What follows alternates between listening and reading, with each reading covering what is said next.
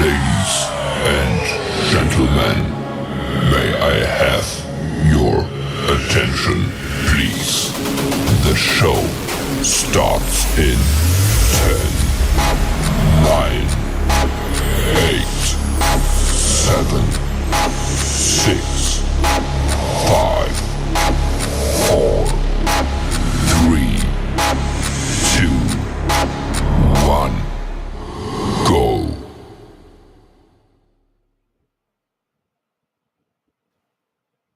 Welcome everyone. Joe Quills here with you on this Tuesday night, another edition of the Joe Quills Show.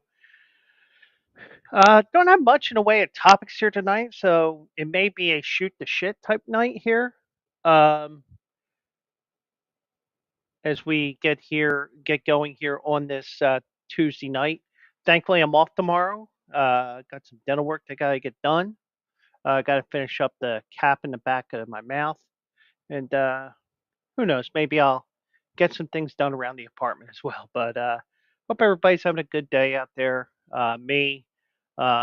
Work is over, so this is the fun part of the night where I get to talk to you guys and go from there. So coming up, you see there on the screen the MLB trade deadline passes, and some not really any big names that were um, went got traded. A couple of surprises. Well, one surprise on the Philly side, but um, but it made sense once one of the trades were going on here. So, um, but we'll get to that in a second. The Phillies update their uniforms. I'll tell you all about that. Some Olympic observations, and who knows, uh, whatever comes up in the next hour or two on the show here. And also, I said it last night. I'll say it again. Check out bleacherbrothers.com, the Bleacher Bet section, if you're looking to open up an account with a sports book. But always bet within your means. And if you have a problem, dial 1-800-GAMBLER. So sorry, I had to burp there. Um, yeah, but I would definitely tell you the that you know if you're going to open an ad, do it with the Bleacher Brothers app. Do it with through the Bleacher Brothers page. Get the introductory offers, and also you can help out Bleacher Brothers as well. So, but we'll see. Um, yeah, because I'm excited because I found out Saturday that Bet 365 was available in Pennsylvania now. And I'm a little biased to Bet 365 because I won 1,700 when I was in New Jersey a couple of months ago.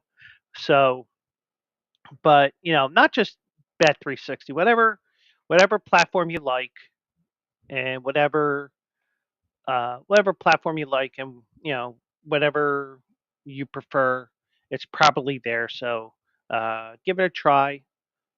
Click on the ad. Get the specials that are there, and we'll get a cut as well. So I told you everything that was going on here. Quiet day at home. Was watching some Olympics today during the afternoon while I was working, and also doing other things while I was working. So um, also was trying to keep track of all the trades that are going on, and I'm probably going to miss a couple of trades when I talk about them. But um, but the Phillies did make a couple of trades there towards the end there. Um, one move was a bit of a shocker. I thought, all right, maybe you get another reliever. You did get another reliever, and then you traded another one because he basically was forced out. But everything is, the trade deadline has officially passed. Personally, I'd like to see that trade deadline move back a couple of weeks because with the fact that you have 12 teams fighting for a playoff spot, three division winners, three wild cards. When you have 12 slots available out of 30 teams, there are a lot of teams that are in that no man's land of being, you know, are we in? Are we out? Do we want to go for it? Do we not? That's that's what you have to determine. And and sometimes you have it, and you even have a team the um the I just remember I got to do one thing here. And you even got a team like the Pittsburgh Pirates, who I'm touting as the team that could win the division. Um,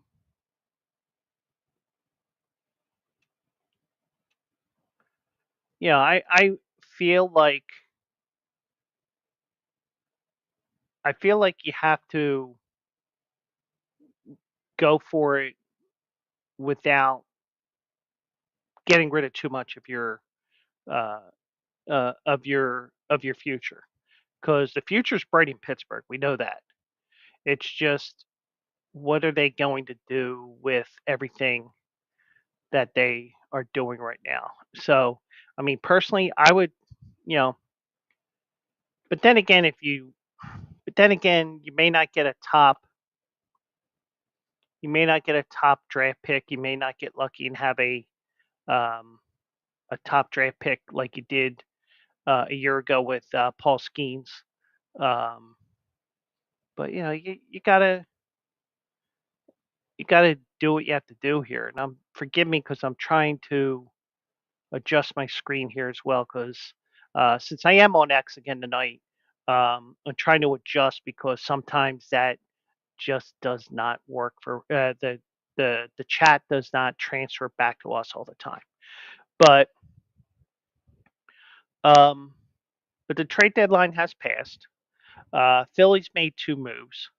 They get Tanner Scott from the White Sox. They gave up a prospect for him. Well, minor leaguer. I don't know how far he is in the how high up he is in the rankings um, in terms of prospects, but um, I did share on X this afternoon a tweet that I think it was Jason Stark that posted it. Um, he's very, very good against left-handed pitching. He's struck out, I think it was 34 out of 82 batters. Now, I imagine he may be here tomorrow. If not, he'd be meeting the Phillies in Seattle on Friday. But a lot of what you have there, um, a lot of what you have there is it's interesting that they made that move because that was a move that we didn't expect. Um, I know I commented to somebody this afternoon, what do you want to see? I said, maybe another reliever, but it looks like the Phillies are done. Well, the Phillies made two trades today. They got Tanner Scott, and then they um, picked up a prospect from Baltimore for Gregory Soto. And it's obvious that Gregory Soto was the odd man out of the bullpen. Maybe it should have been Matt Strom after he gave up that 3-run homer tonight to Jizz Chasm. Yeah, I know it's Jazz Chisholm, but you got to call him out. And with the way that he's hot dogging around the bases, um, you do have to put a ball through his ear flap the next at bat if you can. Um, Only because you got to set him straight. But you do have um, you did have a bunch of trades today, and and forgive me, my mind's a little goofy tonight. So Gregory Soto was the odd man out in the Phillies bullpen with the trade for Tanner Scott. So he goes to Baltimore. Phillies get a number 8 prospect from the Baltimore organization. I think he was a Double-A Bowie this year, so he's going to be on the 40-man roster. Who knows? Maybe he gets up to the majors. I doubt it, but they'll protect him and have him protected for the Rule 5 draft. So if he's eligible to be drafted, uh, if he's eligible to be taken in a Rule 5 draft, the Phillies will protect him by putting on the 40-man roster. Um, but I'm going to go through those trades here. I'm sure there will be a couple that I miss here, and there's going to be a couple that I skip here because they really didn't seem like they were that great of a move, or that it's just like, why are you making that trade? Um, but I'll go through some of those trades here now for you, and if you want to chime in, feel free to do so, and we'll give me your thoughts on those as well. So when I had left last night, I think the Jorge Soler trade was just announced. Um, he went from Atlanta to San Francisco, from San Francisco to Atlanta, along with Luke Jackson, the reliever. They were both on the 2021 team. Let's see here. The day pretty much began with um, Mark Leiter Jr. going to the Yankees from the Cubs. I know my boy Trevor down in Florida. He's a Cubs fan. I bet he's thrilled that Mark Leiter is gone. I know on his old podcast, he's like, "Can you just send him to the moon or to the sun?" Um, Mark Leiter and Ben Cowles and Jack Neely went to the Cubs in that Mark Leiter deal. Now, according to Jesse Rogers, Yankees have been scouting Leiter for 2 years. So, um, Boston traded for Lucas Sims of the Reds. Ovis Portes went to Cincinnati. Trevor Rogers goes to Baltimore for Connor Norby and Kyle Stowers. And if I'm mispronouncing these names, I'm not doing it on purpose. I do apologize.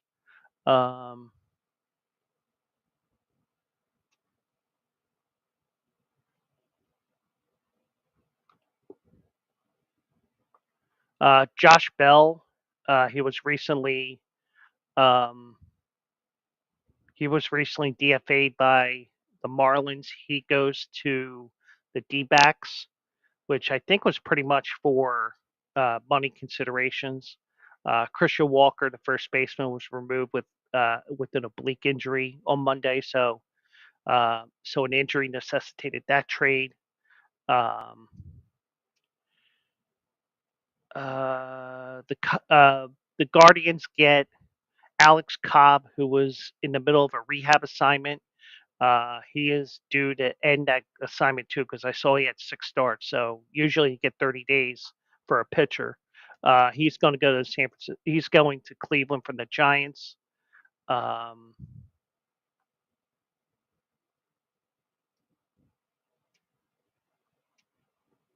Kansas City finalized a deal to acquire Lucas Urseg of the A's. Andrew Chafin goes from Detroit to the Rangers. Rangers were all over the place. You thought, oh, maybe they're selling because they're trading. Um, they were trading away Michael Lorenzen last night, but they may be trying to bolster the bullpen. Um, Paul DeYoung switched dugout to guarantee rate field. He was traded to the Royals. And sometimes those trades where the other team is involved, SJ will be back in 15 minutes. Okay. Uh, it's from a minute or two ago, so she's on the clock. So she better be back by 31 minutes, or I'm going to give her shit.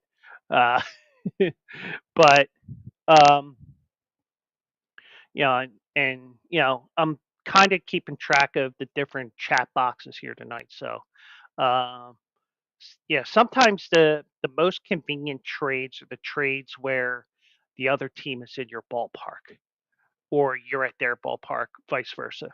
So you could just say, um, Gracie takes forever. Well, SJ, give the dog a fucking laxative, okay? Better yet, don't. She'll be going all over the house.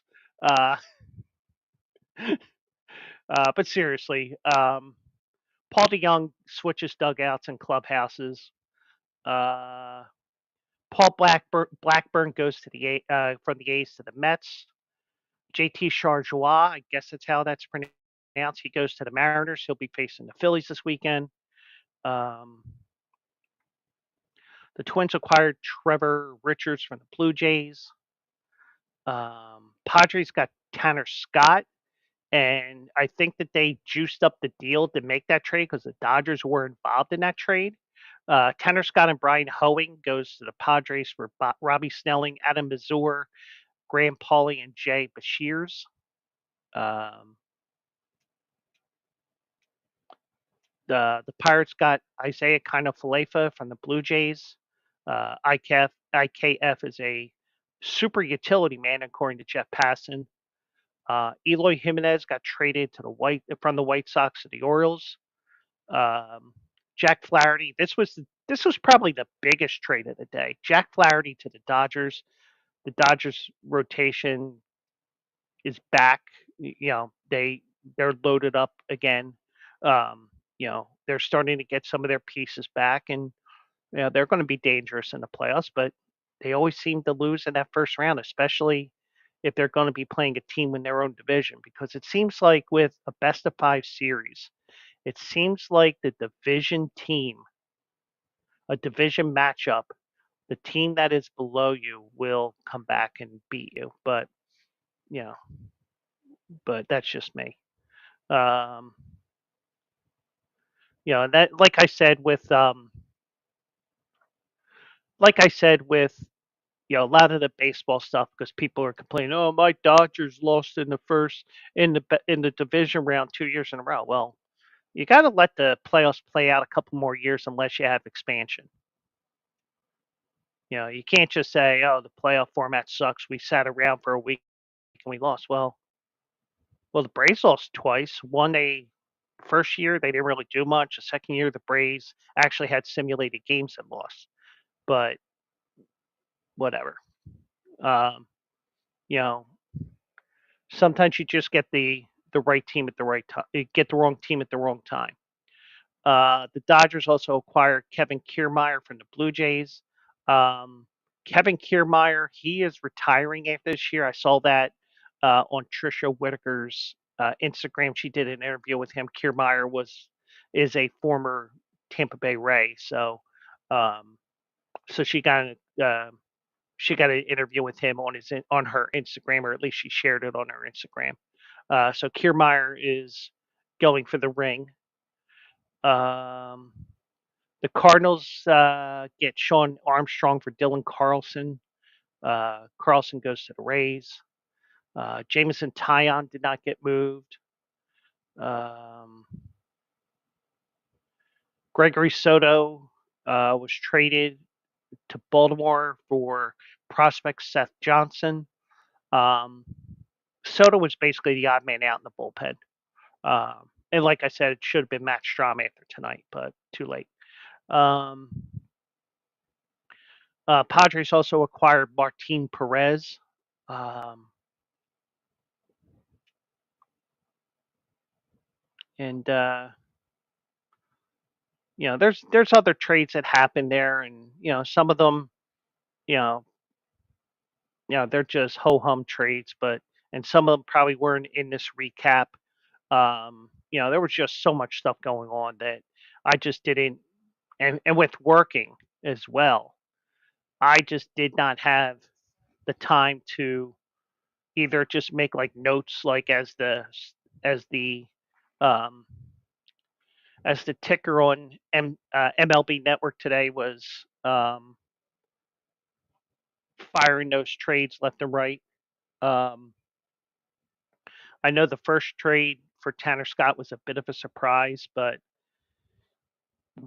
the second trade, even though it was a bit of a surprise as well, um, once you made the one trade, you had to make that second trade because you had to move somebody, and it makes sense for the Phillies to get rid of them. And Baltimore's becoming Philly South as they have Kimbrel, Dominguez, and Soto all in their bullpen right now. Good luck with that, Baltimore. So, so that's everything that's going on there from what I've seen there. So, um, if there is other moves that happened between the end of last night's show and today, um, I really just missed it. But um, but it was an interesting trade deadline. There wasn't the big name that was looking to be traded, but there were pieces that you need, and I'm I'm under the belief all the time that you don't necessarily need the sexy name to win. You need to get the right pieces, and some teams fit their needs and some didn't, and teams like Pittsburgh are in a tough situation because they may be a little bit ahead of schedule in their rebuild process, which is finally working. So that's definitely something that I would mention that, you know, it's a tough decision. And the White Sox, they're clueless. Um, they got a first year general manager. Now, I'm not surprised that Garrett Crochet did not get traded. I'm not surprised by that. When you're saying, oh, when I come to your town, I want a new contract and I want to be guaranteed a spot in the rotation. Well, guess what? One, good luck with the contract. Because especially as I keep telling you that, I still think that there is going to be a salary crash in baseball within the next 5, 10 years. And also the fact that you do have a guy calling the shots as young as he is, just coming off of Tommy John surgery and pitching more innings this year than he had in any season in his career, if I remember correctly. So I don't know about you, but as soon as he opened his mouth about the contract and a starting spot in the rotation, no, goodbye. Um, well, the White Sox did win a championship, if you remember, back in 2004. I think it was 2004. Mike is asking me, are the White Sox the Marlins without the rings? Because the White Sox actually won a championship after the Marlins. Because if you remember, they swept the Houston Astros. I believe it was 2004. Because that was the year that Houston was a strike away from getting to the World Series. And they were a game away from the World Series, a pitch away from the World Series at home. And uh, Albert Pujols hit one onto the train tracks or beyond the train tracks. I think it was, well, Minute Maid Park, but I'm not sure if it was Enron still. But either way, um, you did have that going on. So, but you know, but the White Sox are clueless. Um, but you know, I mean, how the manager still has a job is beyond me. I'm surprised that we haven't had a manager fired this early in the year for the second year in a row. Because if you remember, Gabe Kapler was the first manager fired in season last year, but it was only because, oh, we're going to give you the last 3 days off. Goodbye. But this year, nobody's been fired yet. Nobody's pissing each other. Nobody's been pissing upper management off this year. Um, but I mean, the White Sox may be purposely tanking to get a new stadium. It's like, hey, we can't play here. Give us that land closer to downtown, or give us the money so um, we can go to Arlington Heights. You know, but I mean, but it'd be interesting to see what they do with um, it'd be interesting to see what they do with that. So, um, but the White Sox, I don't even know how good their farm system is. Like, the one thing that I saw in the article here was the Kansas City Royals. Their rebuild is accelerated as well, but they really weren't. They really weren't in the hunt to get any bigger names, I should say. Big names, bigger names, whatever. Because from what I saw when I was scrolling there, looking at the trades from today, um, they said that their farm system isn't that great either. Now the Phillies, their farm system, eh, but you know, but like but they did get a prospect in return for Gregory Soto, because apparently this year's Baltimore is last year's LA Angels, because the Phillies made two trades with Baltimore this year. They made two trades with LA last year. Um, but but they did, but the Phillies made their trades ahead of time. You know, the trades that they were really looking for with Estevez and you know Carlos Estevez, not Emilio or Charlie. Charlie, also known as Charlie Sheen. Uh, but but I would like you know, but the but now you look at the waiver wire, and you know maybe a team will slip somebody in through the waiver wire and you can pick them up. Now you get into this game where will teams pick up a player just so that another team cannot get them? Because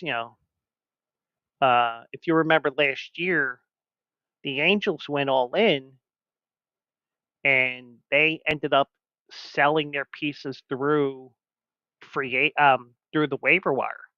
So you may get somebody through the waiver wire for the next month, but I personally think that you know the trade deadline has to be moved back to August 15th. Um, Mike has husband duties. I be back in 5. That must be a quickie. Uh, uh, uh, you can see what I'm like in real life, um, but yeah. So I'd love to see that trade deadline August the 15th. Um, Instead of now within the last couple of years bounce get around, because one year it was August 1st, today was this year's deadline. I'd like to see it being a concrete August the 15th. But um, but as I'm watching the Phillies game here, the uniforms are going to be changing tomorrow. And I know what you're saying. What? Well, from what you see on the Yankees uniforms, they do have a patch on their uniforms, and the Phillies will have a patch tomorrow. Unfortunately, it's not Wawa, because a lot of Philly fans, when they heard that Pittsburgh got Sheetz as their sponsor, a convenience store in Western Pennsylvania and also down the coast, down in the rural areas of Virginia and Maryland and all that. Um, the the Phillies have a deal with Independence Blue Cross,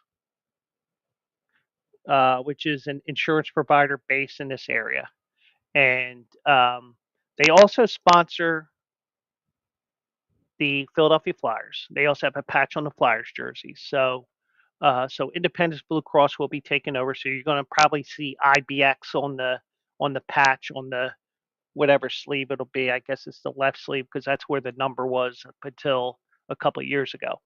So um, so so they will finally add a jersey to the uniform. They'll be the 22nd team to have a patch. Um,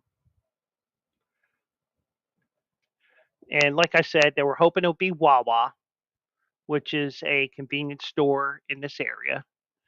But um, so it'll be their first jersey sponsor. Bank, welcome in. We got Mike here now. We have SJ, kinda sorta, because Gracie won't take a shit, and Bank Boy's here now.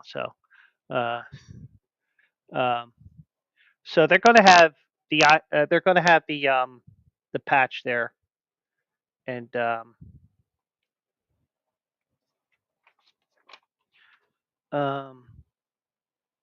so the patch is going to debut tomorrow.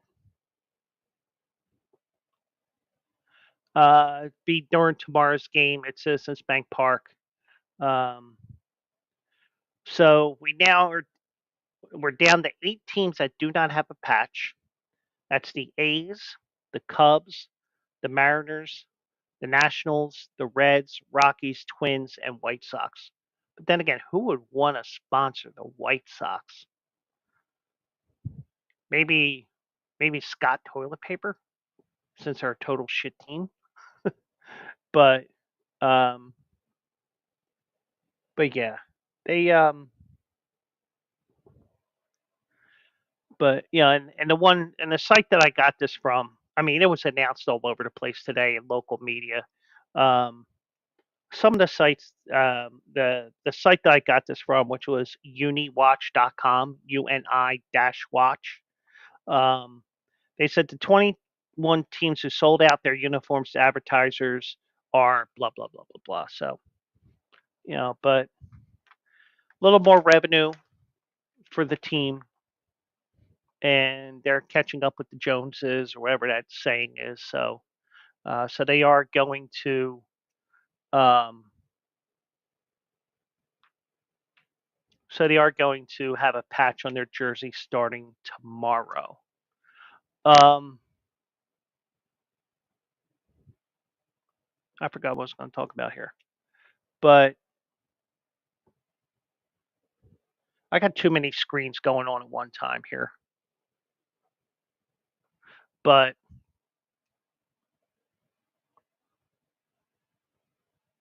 Wambashi, welcome in. Or Hurl Hafler, I should say.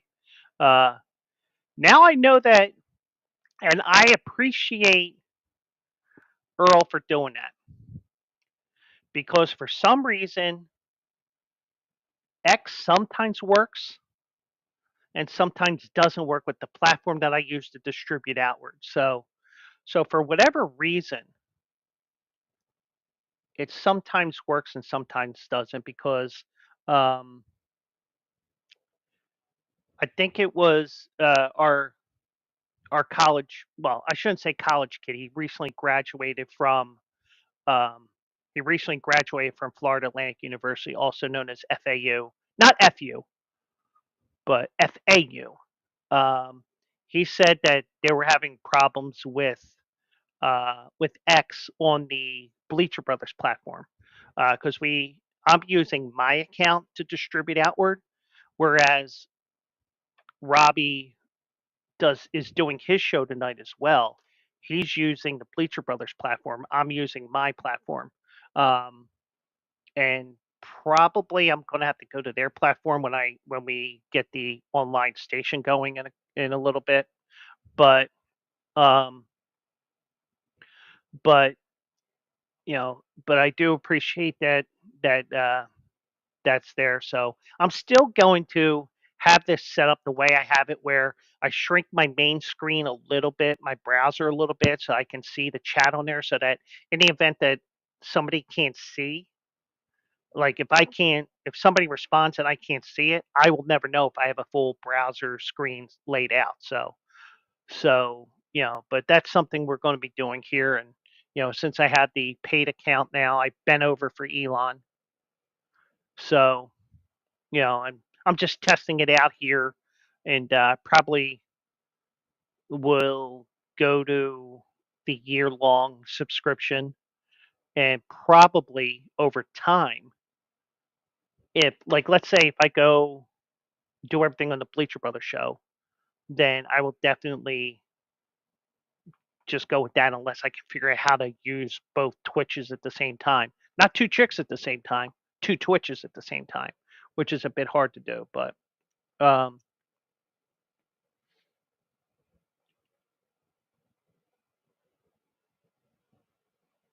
and I have the TV down, the volume down on the TV, so I don't know what's going on here. Um, okay, so it's a ground ball to shortstop.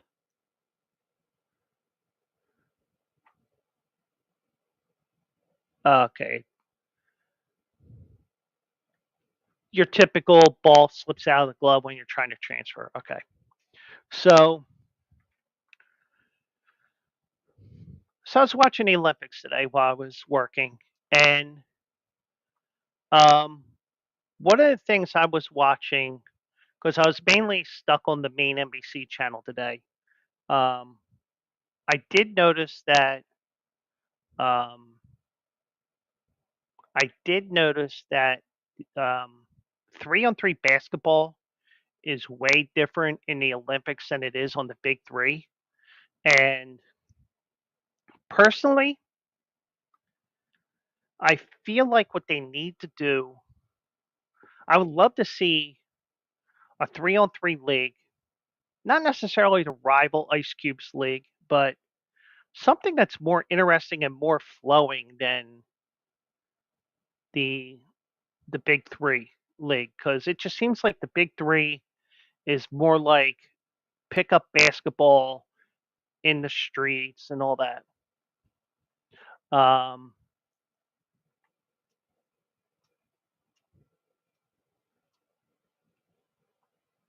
Wild pitch tie game.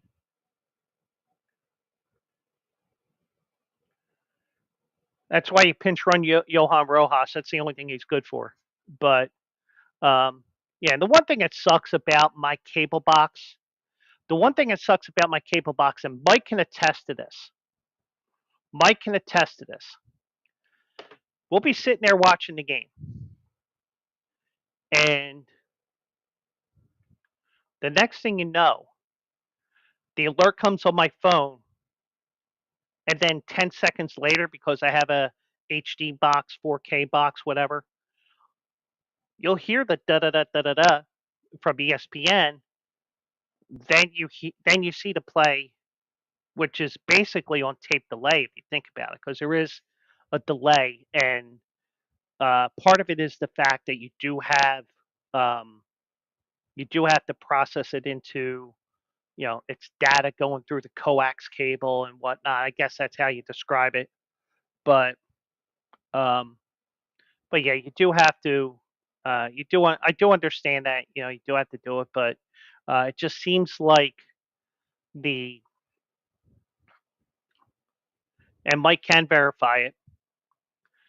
And if there is a Super Bowl party this year,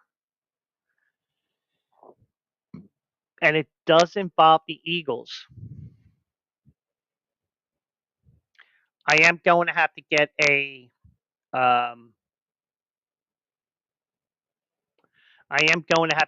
a new antenna, an air antenna, because the air antenna that I have in the bedroom has an extra long cord on it so I can put it towards the window. Now, obviously, Mike knows how my apartment is set up for the most part. He doesn't know how my computer area is set up because I don't think he's seen my double barreled monitor. Um,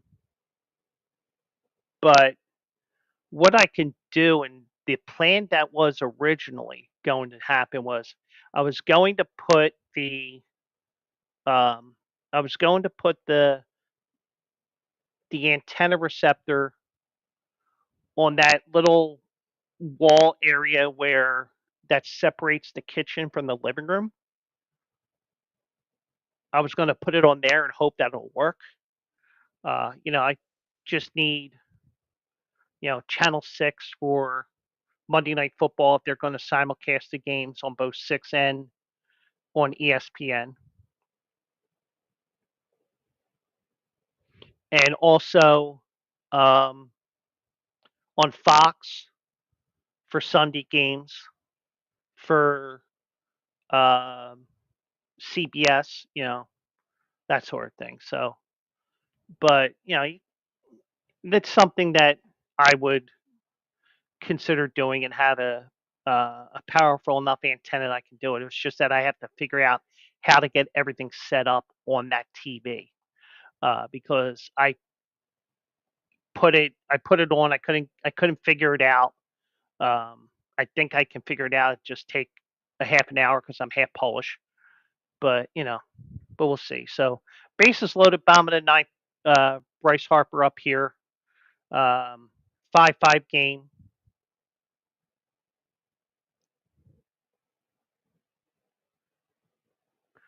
Swing and a miss, one strike.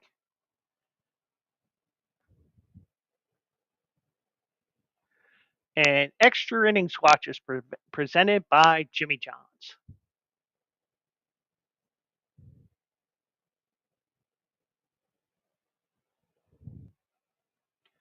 But Mike didn't know that I was half Polish. Come on, Mike. You're better than that. Why do you think I told all those Polak jokes?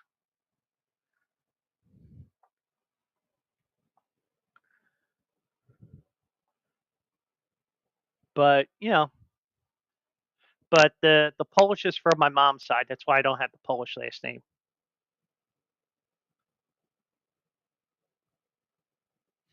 So, just Mike's just being a pain in the ass. That's okay.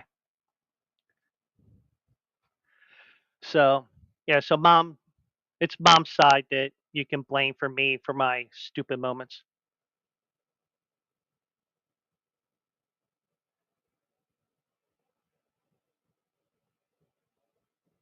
And we're going extra innings. So 5-5 going into the 10th inning. Um, so I was watching the Olympics and I was watching the 3-on-3.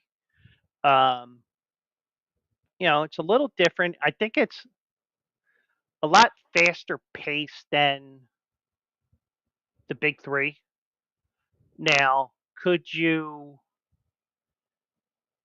fit it into the point scheme of? Oh God! Now we start the Polish jokes. What did the Polish guy say when he went to the barber? Tell me.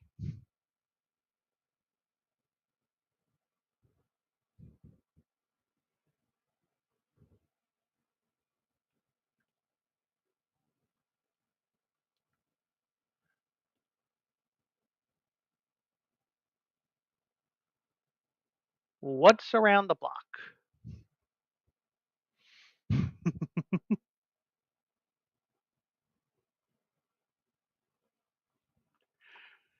So So I wonder if the rules could be altered in the Big Three next year to interact with that. Because the one thing is with the Big Three, the Big Three is basically has-beens and never will be's.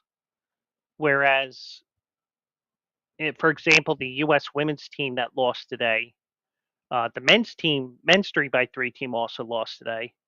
Um, the women's team, they're going from a WNBA team and going into a basically street ball type league team game. But I just think that you know could Ice T or Ice Cube, I should say, could Ice Cube actually make it more appealing with people that are going to make something of themselves instead of just guys looking for one more chance at glory and one more chance at the spotlight. Um, but that's just me, and we'll see. So, and I saw women's gymnastics did win the gold. Um, that it was the scoring. Now, the live scoring was a bit confusing because I think, and I just think from what I was trying to watch with the sound down while I was working. Um, it just seemed a bit odd to me that you had um, like the Brazilian team in front and then China and Canada, but you knew the USA was going to win. But depending on what part of the rotation what rotation they were on in terms of the all around competition, some of the some of the some of the events were quicker than others because obviously um, the the floor exercise is obviously the one that takes the longest because it's like 2-3 minutes between 2-3 minutes for each person, I believe, something like that. I didn't have a stopwatch out, so I can't say I did, but but it was, but the USA did win gold there. They did win a bronze in women's rugby sevens, which was a very interesting finish. Um, just think of, just think in terms of NFL. You know, you went with the lateral instead of going deep. Well, you can't go deep in rugby, but you know, there was a pitch, and the one girl trucked one of the Aussies and went the distance for a score. Think of it as like almost like it was a 99-yard touchdown. And I think that the kick that they have after the try, I think it's called a try. And I'm not a rugby fan, and you know, but the way that they had it, the way that you are in the go into that end zone, or and if I'm using the wrong terminology, forgive me, because rugby sevens is shown on NBC once a year, the college thing, if they still show it, and they are showing it because it's the Olympics, because there's not much to fill in the middle of the afternoon. But um, and I have one question to ask here, and Mike can attest to this. Is it me or Brandon Marsh having a lot of catches where he's catching the ball against the wall, like this close away from the wall? Because he had one Saturday night while I was at the game at center field. He had another one tonight, one in right field as well. So it just seems like he's had a lot of these catches, and it's just summer at Citizens Bank Park, where especially when you looked at Austin Hayes' home run, it just it was like fly ball. Oh shit! Oh shit! God damn it! I mean, that's the probably what the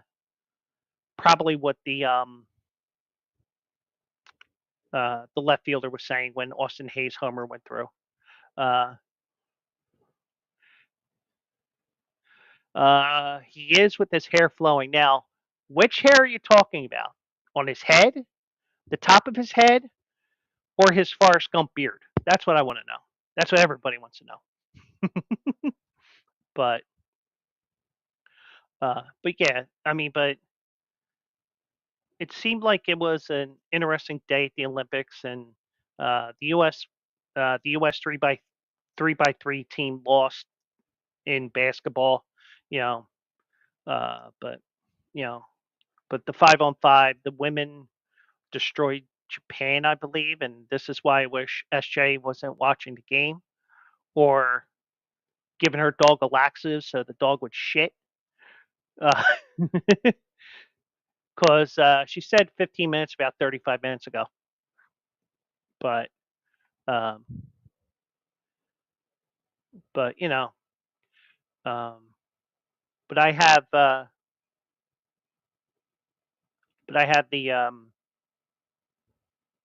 you know so been watching the Olympics, and I haven't been watching nonstop because there are other things on. You have the Phillies game on today. But this time of the night, they're basically replaying stuff during prime time. So I guarantee if I put on Channel 10 now or NBC here in Philadelphia, let's see.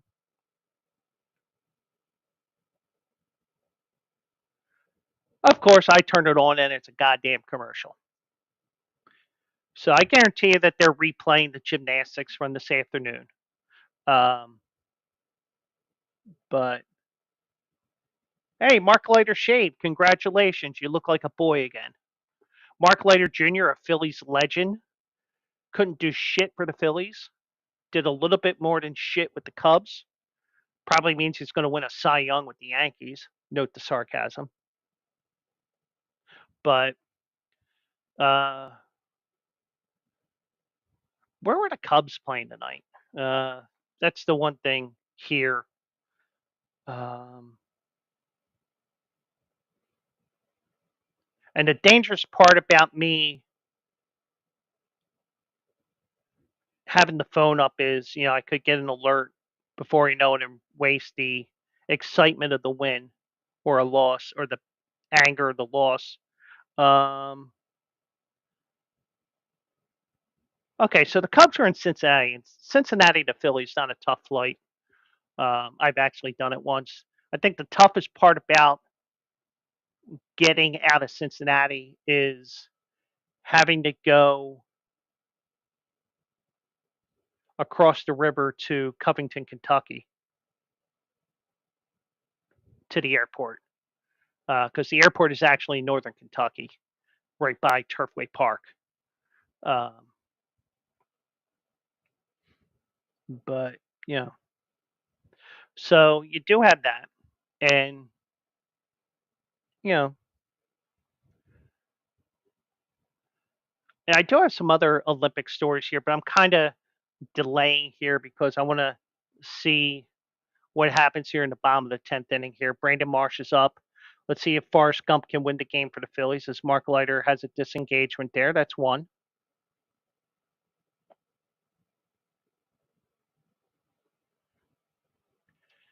I guess nobody told Mark Leiter that he is allowed to wear a mustache, but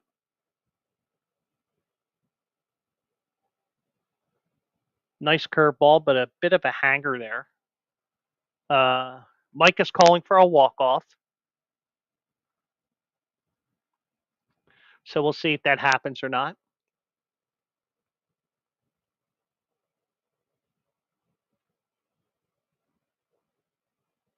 Ball one. So, and I also got my race of the day coming up in a couple of minutes as well. Um, my race today was the fifth race of the Cinnaboya Downs. Um,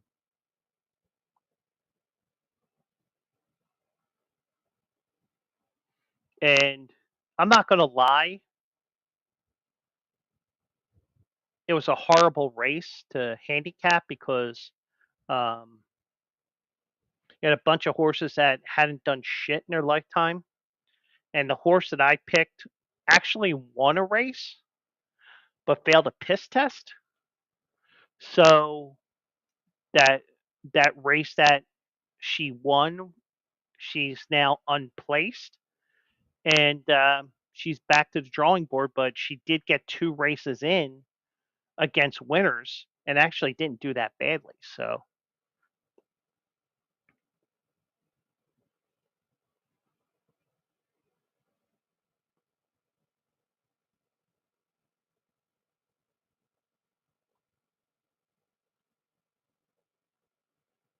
And I do want to say one thing as well, is we're kind of stalling with the Olympics with the Phillies talk. Um, that Phillies fan group that I mentioned from time to time on here lately, they they are annoying as fuck, and they're blaming the 3-8, 3-9 cold streak on Aaron Dolan of ESPN. Basically, you know, it was in the media that her and Alec Boehm are dating. Now, I've also seen that somebody said um, they had dated and they broke up. So who knows what it is? Nor do I care. But if you're a Phillies fan and you're using it on some hot chick at ESPN who's a local chick, you know, even though chick is not a politically correct term anymore, you know, and if I was on an actual website or radio station, I probably would have just been canceled. But you get the idea. You know, just because out of the blue we find out as lighter steps off there. Um,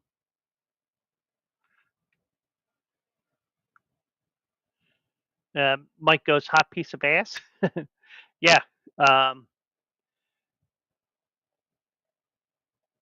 so yeah, so she does. She does do the gambling thing, and you know, but if this was some, but if the one person was right in saying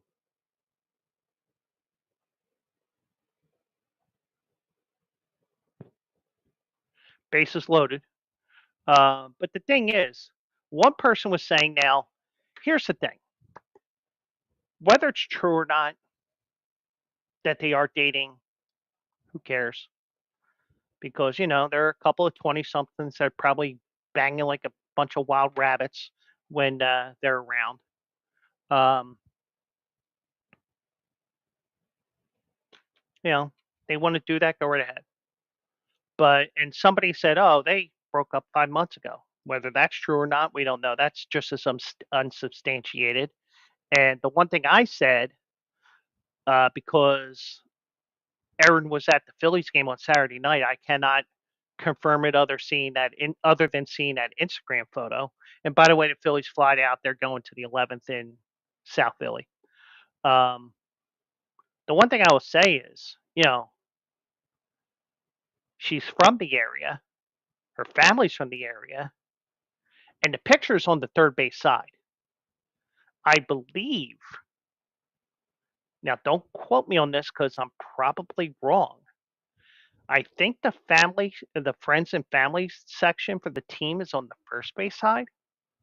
Now, and I'm reading too much in this as well. Um, I'll say this as well. I'm reading too much into it. But the one thing I would say to those in that Facebook group that's been annoying me to no end, because they'll start complaining that the game is on at 12:30 instead of 7 o'clock tomorrow, probably. You know, oh, it's too hot, it's too sunny. It's on Apple TV, it's on here, it's on there. I actually uh, told a person off on there, and she called me an asshole, and I said, well, it takes one to know one. But it should be illegal to date a betting chick. Um,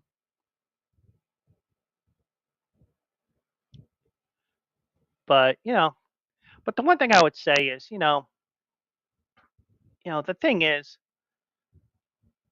he could have been banging her and then banging somebody else. Now, I mean, because he can probably get anything he wants right now. Well, the on the field play has cooled off a little bit, um, but you know, and and it'll keep him out of the Hall of Fame. Yeah, but the thing is, you can talk a good game, but you can bet on other sports. You just can't bet on baseball, and you got to do it on a uh, reputable site as well. So you can't just bet um, offshore or anything like that. Like for example, Bet 365 is now available in Pennsylvania. It was actually on one of the commercials on TV. I actually found that out Saturday when when I stopped downtown because one, I was hitting the wall, not the Manioc wall. Um, I was really tired, so I got a big ass iced coffee, um, and then I got some money for in case I needed it. Well, I went to the casino and then hit a parlay. But um, and Mike's gonna want his horseshoe back. Um, but it's just I just think I would think more.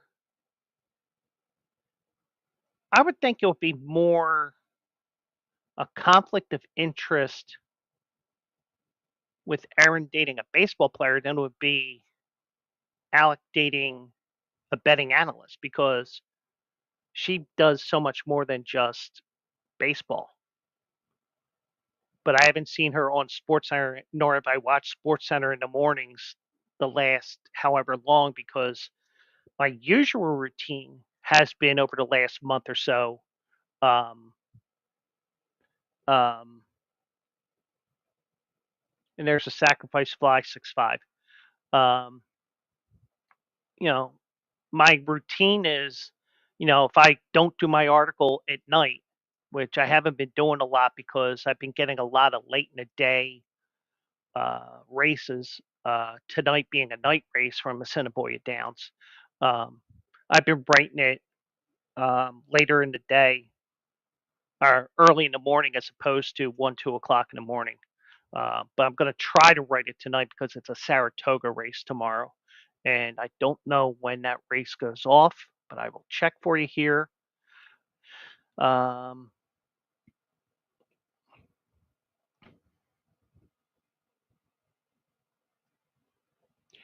and just to let you guys know as well, um,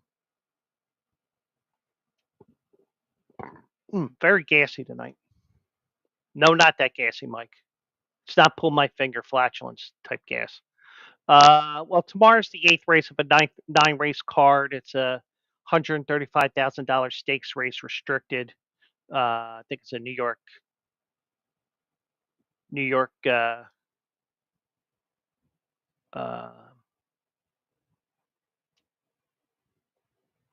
a New York Stallion Series race, I believe. But it's a mile on the turf, and they have 10 horses running. So hopefully, I can read the shit out of this and actually pick you guys a winner and close out with the winner. So, uh, stop reading your mind. Oh, you mean the horseshoe? Well, it wasn't a big parlay. It was a two-team parlay, the Phillies and the Union on Saturday night, and it was a $30 wager that got me 94.50 back. So it wasn't like a 14 parlay that paid plus 600, plus 700, whatever. But yeah, um, but it's just the the flatulence. Oh, I thought you were talking about the horseshoe, but um, I really hope SJ's dog finally took a shit because she did say way back when, about an hour ago, Gracie takes forever. Gracie is her dog. And that was almost an hour ago. So hopefully the dog's okay. Or she fed her a laxative. But but so we do have that race coming up as well. Um,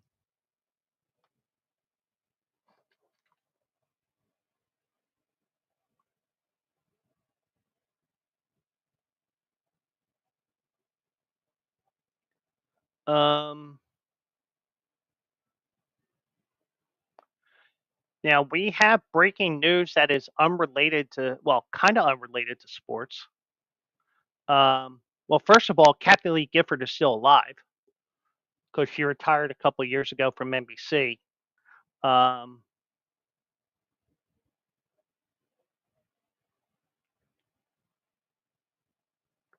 she was hospitalized due to a fall while recovering from her recent hip replacement surgery. She had a fractured pelvis in two places and was hospitalized for over a week for physical therapy.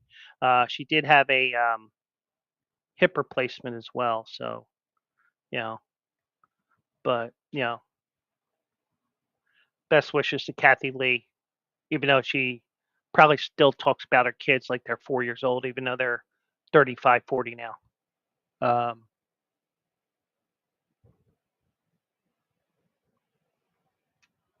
so, um, so we do have that race coming up, and maybe I call it, which will be a disaster. Um, or we can talk about some of these other stories here at the Olympics here that I found that are interesting. Well, we did talk about the U.S. women's gymnastics team. Um, Simone is the most decorated gymnast in Olympic history or American history. From what I saw today, their motto was "fuck around and find out," and that must be why they won by so much. I think they won by like 6 points. So um, Simone Biles is the most decorated medalist in American gymnastics history. Don't need that. Don't need that. Um,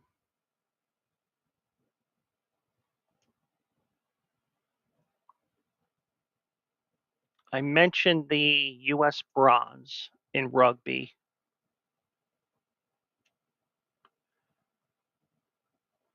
That's our motto. Yeah, I mean that should be our motto no matter what. Fuck around and find out. Um, I did see this story here, and I was just looking for some filler stories here to mention here, and here's an interesting one. Um, an Olympic Egyptian fencer, and no, Mike, she did not have barbed wire, and no, she was not in the Pamela Anderson movie called Barbed Wire. Um, she competed in Paris while 7 months pregnant. And the thing is, with all the padding that a typical fencer looks like they wear because of the swords that they use, whether it's the she was in the saber competition, the saber individual competition. There's the epee, um, and Mike did hear about that. Um, um, so not Nada Hafez of Team Egypt took the competition to a new level. She announced afterwards that she was performing while 7 months pregnant. She beat Team USA's Elizabeth Tartakovsky in round 32 before she was eliminated by South Korean Jun Hayoung in round 16 of the individual saber competition. After her loss, she posted a lengthy Instagram caption announcing her news. Uh, she said on there, you know what? I'm going to share my screen with this so you can read along with me here. So hold on a second.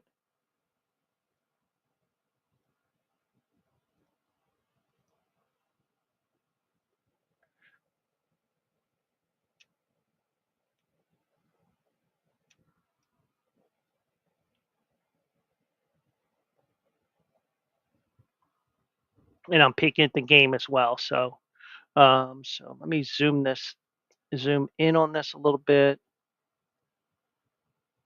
Get rid of that ad. Here we go. So hopefully you can read this. Um, 7 months pregnant Olympian. What appears to you as two players on the podium, there were actually three. It was me, my competitor, and my yet to come to our world little baby. My baby and I had a fair share of challenges, be it both physical and emotional. The roller coaster of pregnancy is tough on its own, but having to fight to keep the balance of life and sport is nothing short of strenuous, however worth it. I'm writing this post to say my pride fills my being of securing my place in around the 16.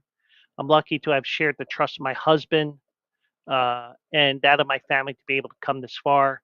This specific Olympics was different, 3 times Olympian, but this time carrying a little Olympian one. So, um, you know, I wish her luck with that baby.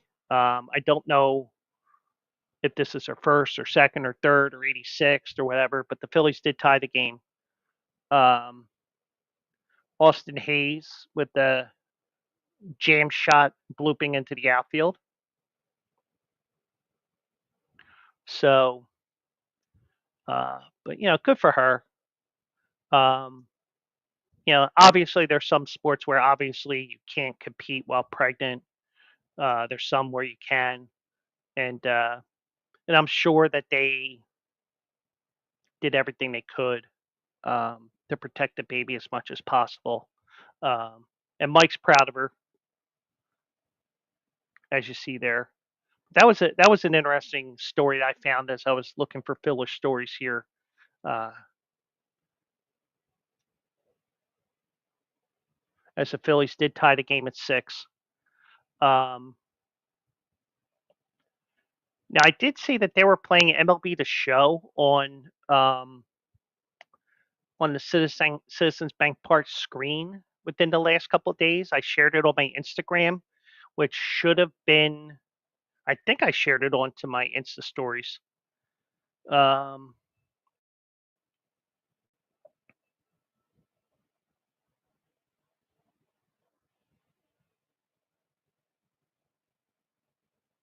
no, I did not save it. Okay, I know what it was. I saved. I did. I send it. Oh yeah, I sent it to SJ because she knows the origins of the poop games, which is the Pirates and the Phillies, with the way that the Phillies had their graphics on the top of the screen, that score bug.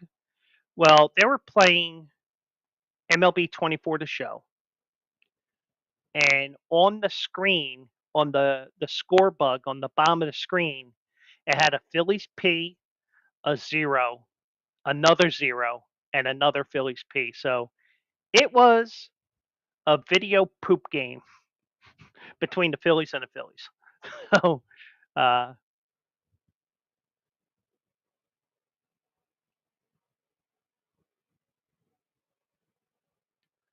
so you got 2 on, no out here, and no, 1 out. Schwarber struck out. So you can tell that I have the TV down so you guys don't get distracted by that. Yeah, he did go. Okay. So, um,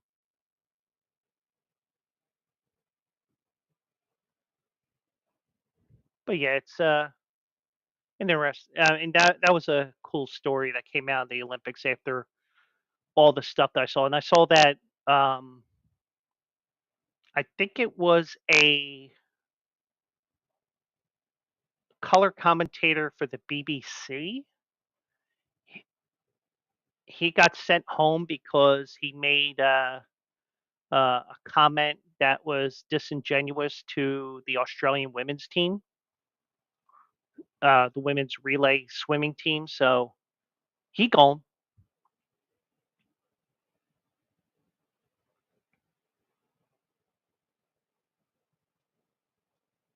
Okay, so the runner gets the third, and since they put in this the ghost runner shit, um, The longest the Phillies have played at a game, I think, is 12 innings, which was last year in Oakland, and think, um, I think the longest was 16. And the fact that you've gone two whole innings and you haven't been able to decide the game yet shows, you know, how even these teams are, especially tonight. Um, but we're in bullshit time here uh,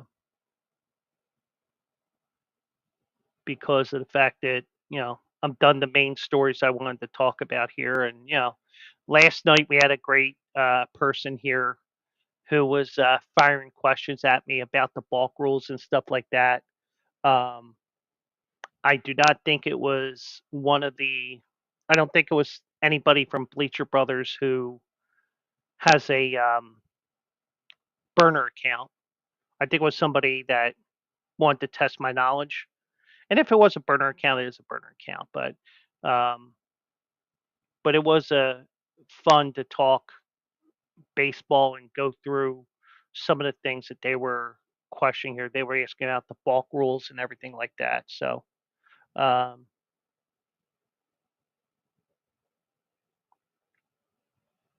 ah, all right. So we're going to the 12th inning here. Still tied at 6.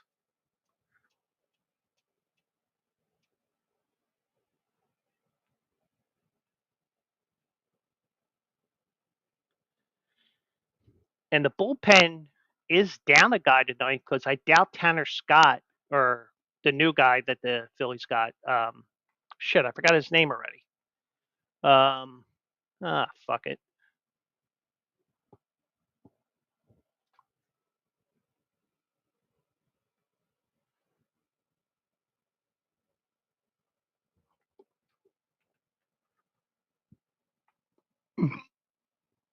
And we're a minute away from a Assiniboia Downs here, so um,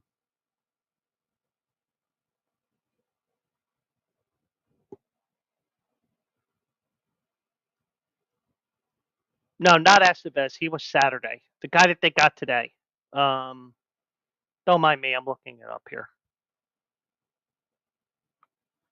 Um,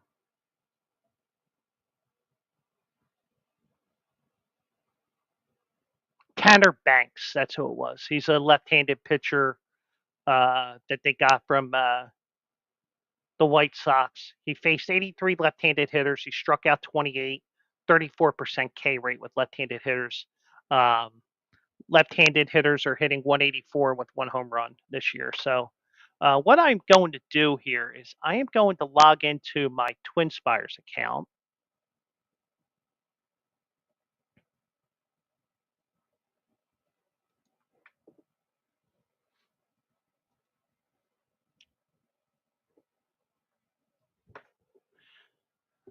And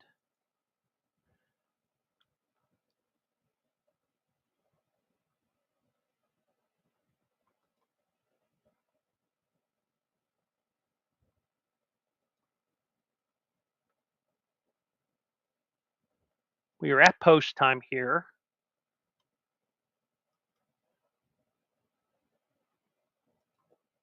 But they're saying 2 minutes to post on the video here, even though it's post time. Well, they're going towards the gate, so you could watch it on FanDuel TV, probably FanDuel Racing as well. I got the Phillies game back on right now.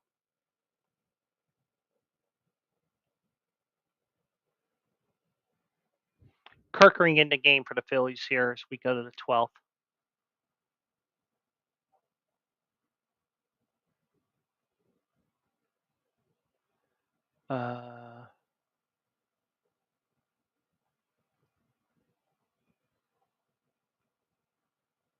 So we do have that race coming up, and my pick was the 9 Woke Joke. So thankfully, I am not a horse racing race caller.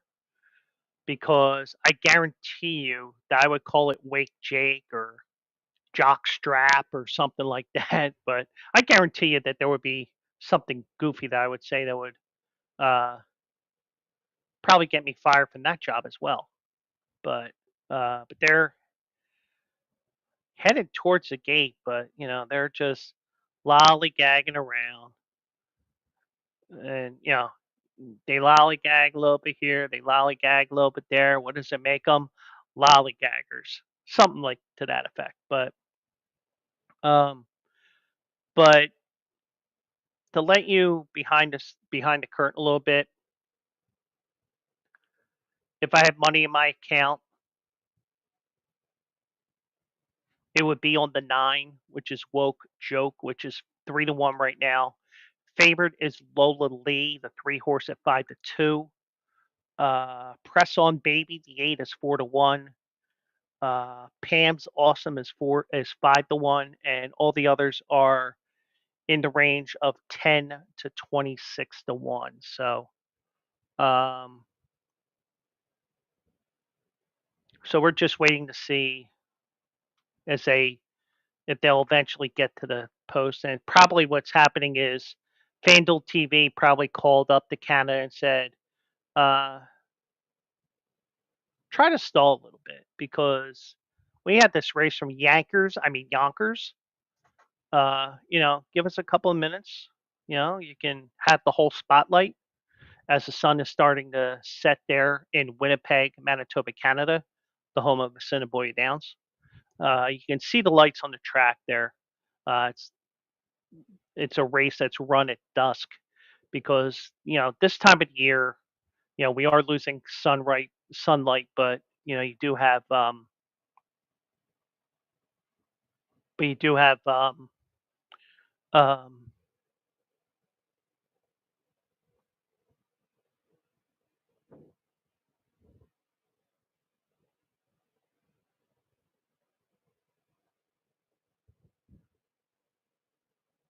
okay, so the run scores on the sacrifice fly, but they get Chisholm at second trying to tag on the double play. So 2 outs, 7-6 game. They're loading into the gate for the 5th race here at Assiniboia Downs. And I did this once before and it went better than I had thought. So I'm going to do it again here. So I'm going to be looking at the screen here so I can call this race here and butcher it to no end. And if SJ was paying attention, if she was on her PC, she could probably clip me uh, fucking this up.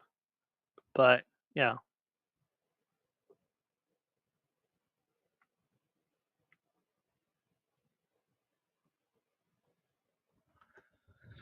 All right, so they're half in the gate here right now. 4 of the 9 horses are in. Blue Tango looks like she's in. No, she's not. Correction, only the first 2 are in. So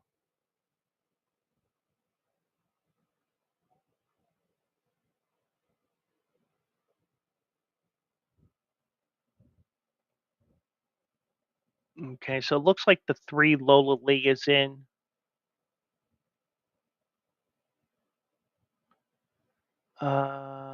The 4 looks like they're in, which is Pam's Awesome.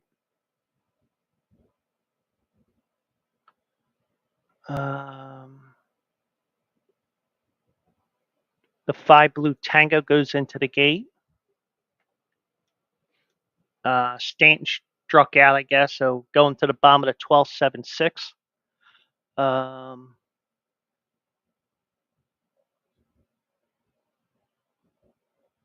Whitney's Wish appears in.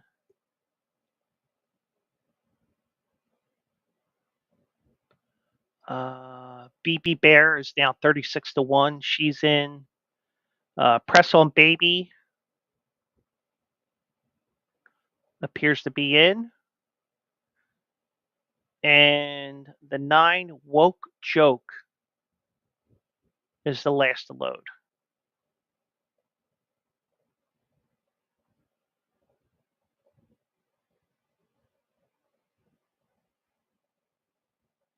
and they're off. For the lead, that is BB Bear. Right beside her is the 5 Blue Tango. The 3 Lola Lee, the favorite, is there, and stalking behind the leaders is the 6 Whitney Swish. Following behind Bottles and Bibles. On the rail, no barbed wire. Uh, Press on Baby is next, and way back is the 9 Woke Joke. So on the front end, Blue Tango and the 4 Pam's Awesome are dueling on the front end there. Lola Lee is second. The 6 Whitney's Wish is fourth. BB Bear is fifth and dropping back. Moving up on the inside is Bottles and Bibles. The 8 Press on Baby is making a move on the outside. The 1 No Barbed Wire is starting to come on. The 9 had to swerve out of the way of the 1 as it was going outward, and they're into the stretch here. The 4 Pam's Awesome has the lead. Blue Tango is second. The 3 Lola Lee's coming in flying on the inside is the 9 Woke Joke. Here comes the 1 No Barbed Wire on the outside, but it is Woke Joke to win. Woke Joke by about 3. No Barbed Wire second. And was it BB Bear to Press on Baby to finish third? So, um, so me, the amateur race caller, called that 5th race from Assiniboia Downs. And, you might want to record that and say, you might want to record it and burn it, but the 9 did win.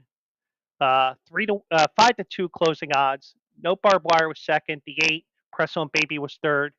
And Mike, 918 came out ice fucking cold. So I did have a winner, and hopefully we'll end up the month of July with a second winner on the month, a second straight winner. Let me just check one thing here.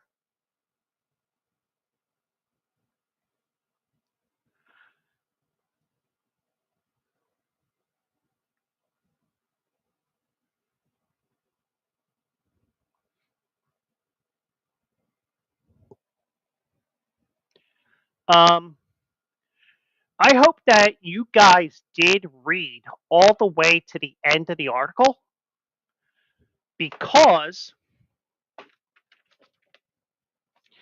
I did give you guys a 9-1 exacta today. Now, I didn't tell you to play it.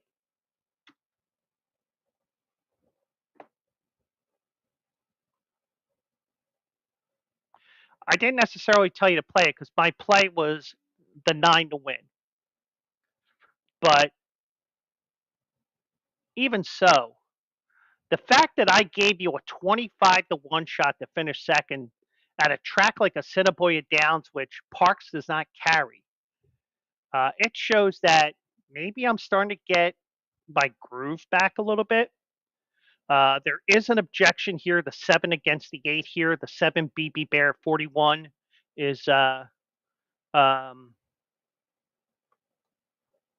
claiming interference probably.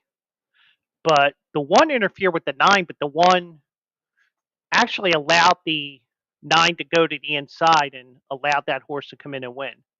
So 9187 as of right now. And even as we are live here, we're doing it live here on a Tuesday night. Ladies and gentlemen, I did give you a 9-1 exacta if you wanted to play some of those numbers as well. So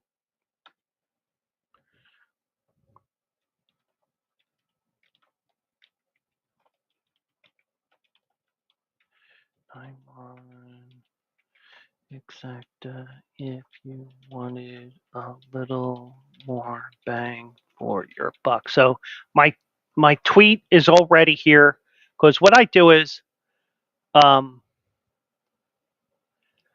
don't, when I post my stuff on Twitter, I don't necessarily do it for a self pat on the back. It's just to promote Bleacher Brothers and the fact that, hey, we are giving out winners every once in a while. So yeah, I did give a winner here. And Phillies are 2 outs here in the in the 12th here, as I'm totally losing track of everything here. Pitch is outside, but it's called a strike. But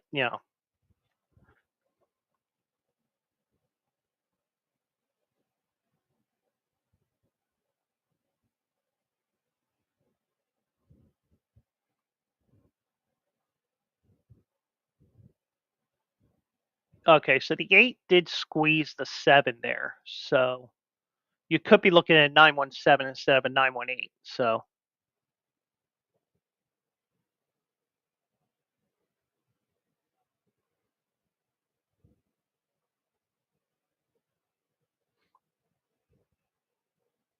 and the Yankees win 7-6 and 12. So so let me see here before we do anything else here. Let's look at the probables here.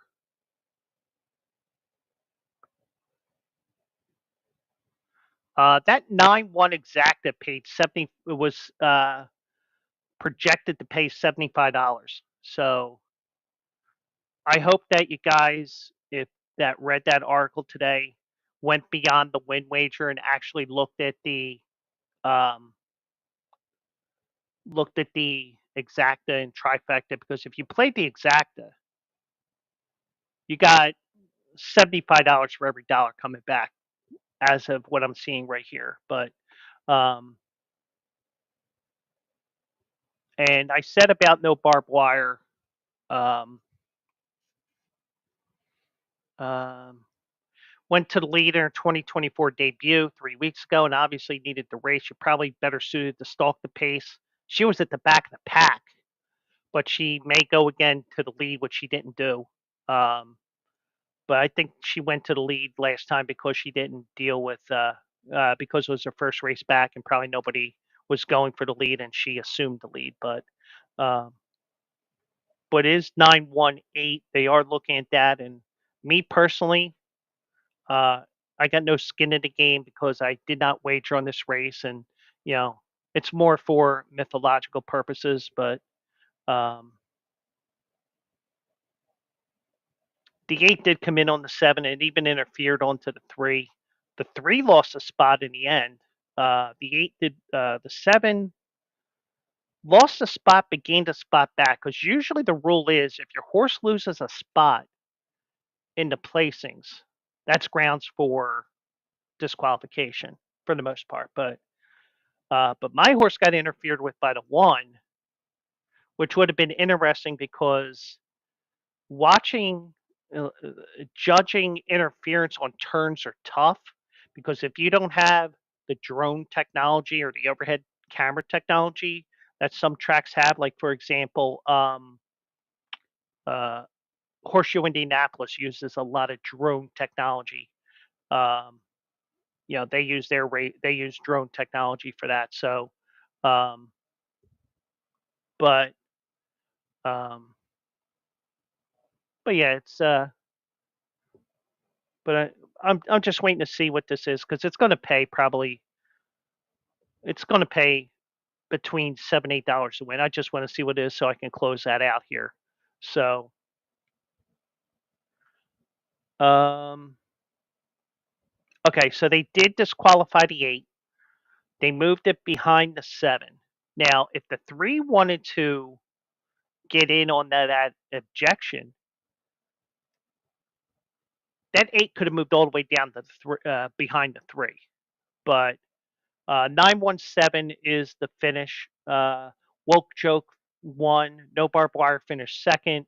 BB Bear fourth place third due to the disqualification. And Press On Baby is third, finished fourth. Paid 7. I can't see the board. They're showing the pan shot of the board, and here comes the graphics. 770 to win. So if you took my advice and you did play that $20 to win, you did get $77 back. So, um, and hopefully this is the last race that I call on stream for the next, um, at least next couple of streams, because the thing is with Parks on Vacation, you know, and with some of the conflicts that Daily Racing Form has with the Churchill Downs tracks, so you're not going to see Prescott Downs as the free race of the day. You're not going to see you're not going to see Churchill Downs other than the Kentucky Derby races, the Kentucky Derby or Kentucky Oaks. You're not going to see Colonial Downs. You may see it for the Arlington Million in a week and a half on August 10th. You might not. You may um, you may have you know you're not going to see Ellis Park. Those CDI tracks.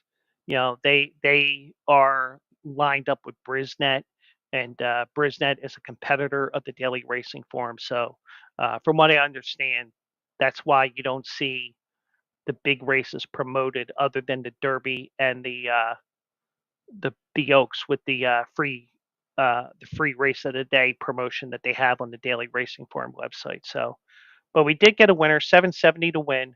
The exacta paid $75.65. I hope that those that were reading that did get the exacta, and they did a little bit more than a win, because if you did, you got some nice return on your wagers here tonight. So, but I'm happy we got a win, but the Phillies lost. So, and I'm surprised SJ is not around to give me a bunch of shit right now, because she's a stinking Yankees fan. Uh, and I'm just seeing if she comes out of the woodwork here or not. Uh, Actually, I'm going to message her. Uh, and while we're doing all that, um, I do have a new follower in Twitch. My video games 832324 might be a bot. I'll check that with SJ because she's more of a streamer than I am. But um, if that's a bot, they're going to get removed. But if they're not a bot, welcome aboard. Um,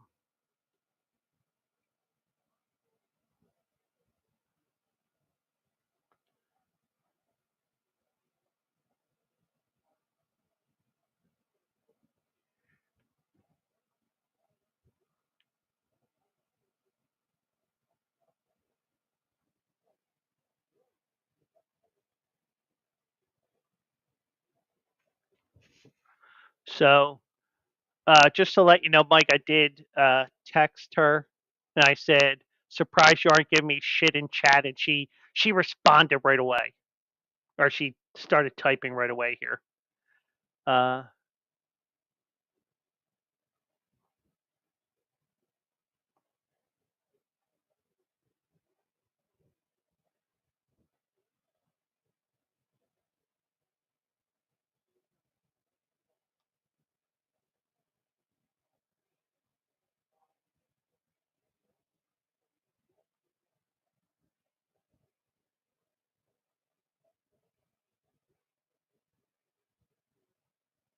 Uh, but um,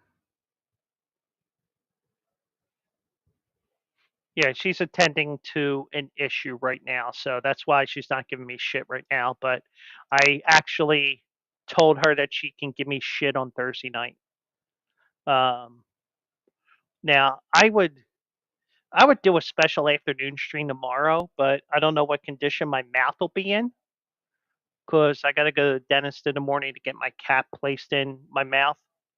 Because I had that um, root canal a week and a half ago, and yeah, I'm gonna be getting Novocained up and shit like that. And I must say, when I went to get the root canal and figure out what was the problem with the tooth, um, my dentist cranked up the laughing gas. I mean,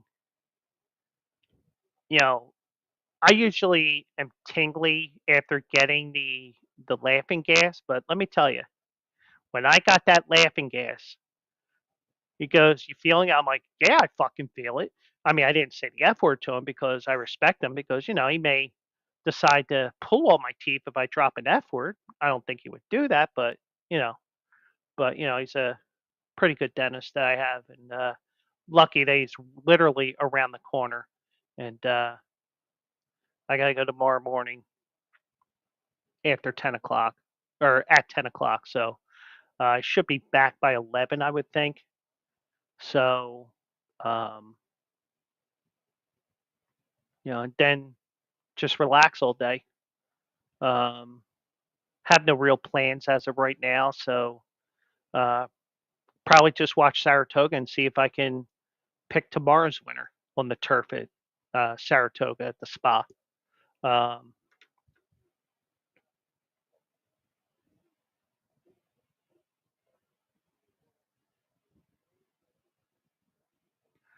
and uh, and we're purposely not going to shut the stream like right now because um,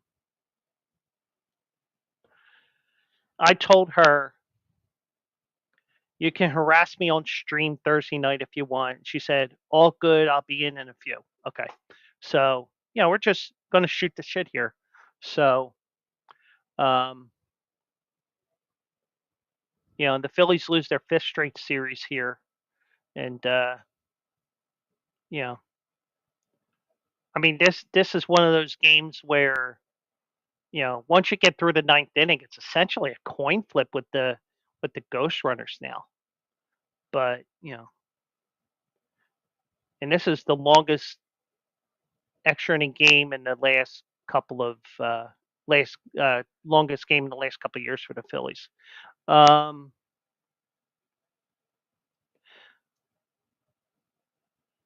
I mean, I'm concerned. Um,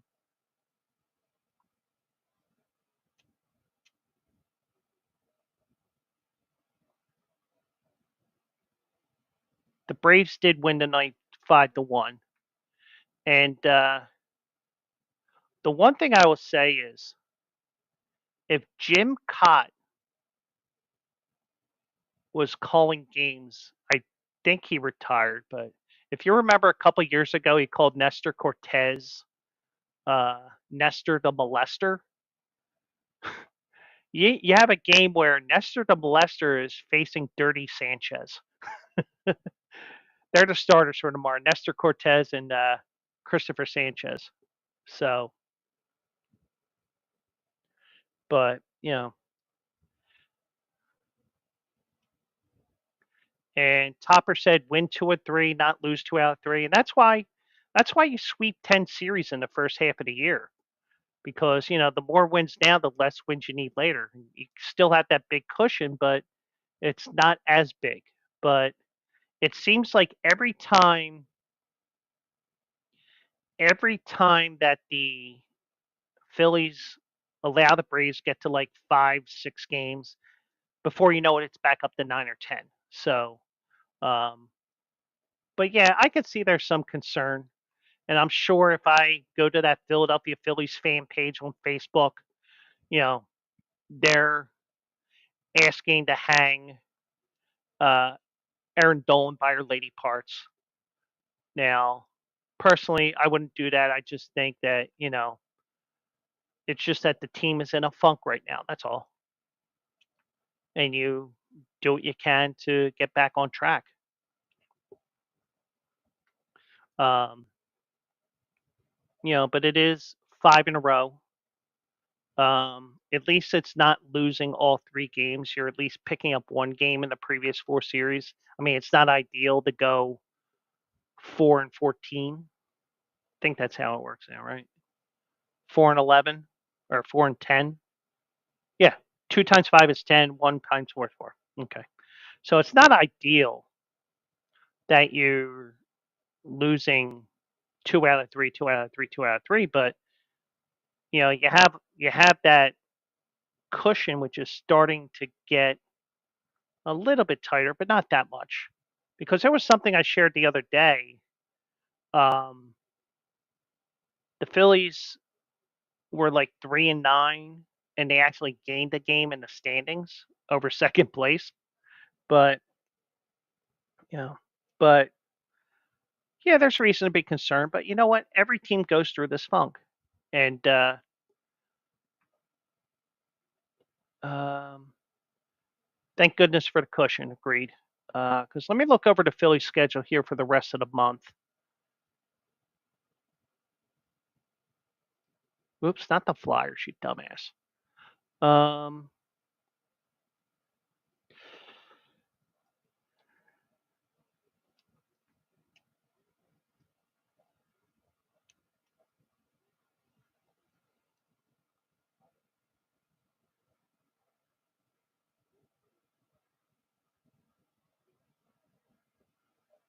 Um, so you close out the month tomorrow with the Yankees. You have a day off on Thursday. Then you got a road trip of Seattle, LA, and Arizona. So top 10 game road trip on the West Coast. Good news is you got coming back on the 13th, you got the Marlins for 2 and the Nationals for 4. So you can pad the win column again. Then you get the Braves and the Royals, and then the Astros and the Braves again. So you got a tough month here, but you do have that window where you can get 6 wins at home. Um, but I'm not blaming Aaron Dolan on it. Um, you know, I can imagine what that Facebook page is like right now. And the only reason why it comes up is, it ends up being the first thing that pops up with the algorithm that Facebook has, which is a pain in the ass because I'd rather see the most recent posts instead of what they want to show me because the site is annoying as fuck. Um, but they're not going to take it down. Facebook uh, would even uh, go after somebody because she called me an asshole. But it is what it is. So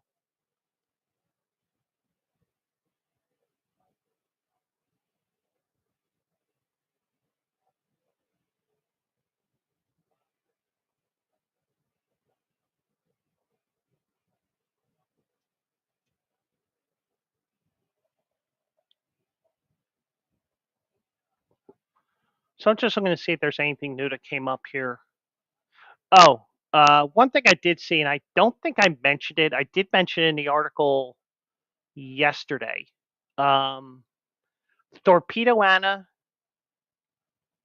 who is the far and away the leading 3-year-old filly right now, she is going to be facing the boys and the Travers on August 24th. Um, she will, because she's a filly running against the boys, she's going to have a 5-pound weight allowance. So you are going to see that as well. So be interesting to see what she does. But from what it looks like, there's going to be a lot in the speed of the race. Dornock will be there. Fierceness will probably be there. I can imagine AJ with the knock knock drops when we do that show in a couple of weeks. But I've been saying since the Kentucky Oaks that Torpedo Anna is the best filly or the best 3-year-old period, male or female. And every once in a while, you have a female that is better than all the boys as a 3-year-old, and it may be the case here. And if she does do it, she'll be the first filly to win the Travers in over 100 years. And here comes trouble. Trouble's back. Uh, she attended to what she had to attend to. So, um, what bet? No, I'll pay it off. Don't worry. And I was not going to mention it, but you did. But so don't blame me. I was keeping it. I was keeping it under wraps because Um, but yeah, I'll pay it off. Um, we'll see what Amazon does because I do have gift certificate money in there, so I won't have to use a credit card or anything. So I'll use that.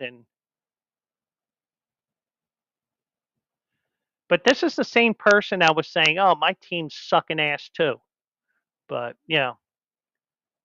I should have. Eh, I should have said, well, if the game goes extra innings, but I didn't want to have too many conditions. But you know, listen,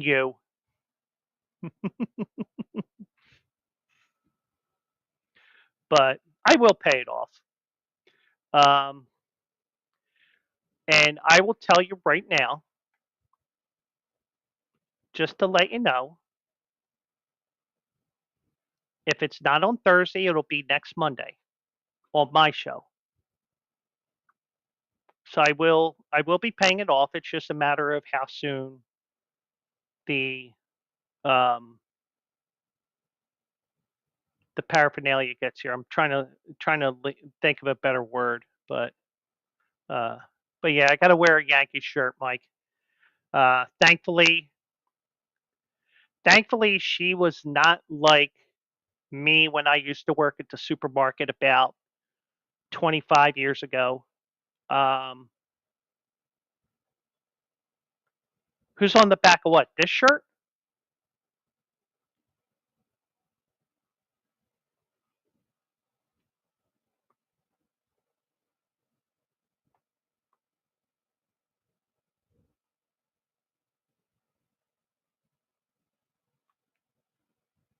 I just said a Yankee shirt. I didn't necessarily say it had to be a jersey or jersey.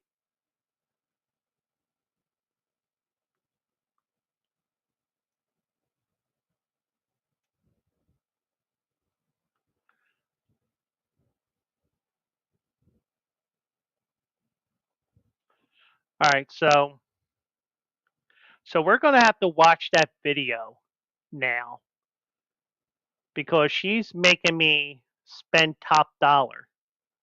I might as well just. I mean, even though I think I said it was just a T-shirt or whatever, because I was just going to hold her to a T-shirt. I wasn't going to hold her to a full-fledged Phillies jersey because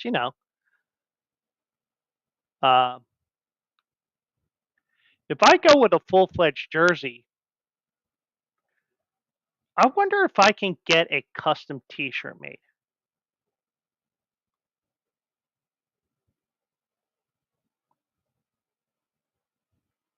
But the only problem is I wouldn't be able to get it on Amazon. I don't think.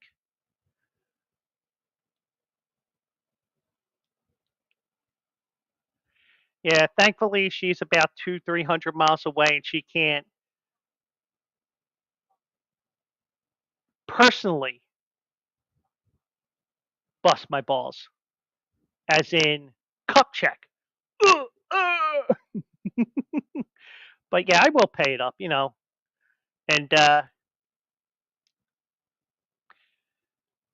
thankfully, SJ did not. Uh, SJ agreed to team versus team, and she didn't make me wear another team's jersey or T-shirt. Thankfully, um, so it is what it is, and I'll pay it up. And like I said, when I lost my Arizona Phillies bet in the NLCS last year, I did say to the Penguin AZ, who never showed up, I said I paid it off. Well, I also had an Arizona T-shirt anyway, so it wasn't like I had to order a T-shirt on Amazon or whatever. Um, but I do have a T-shirt. I did see a T-shirt on Amazon I may get.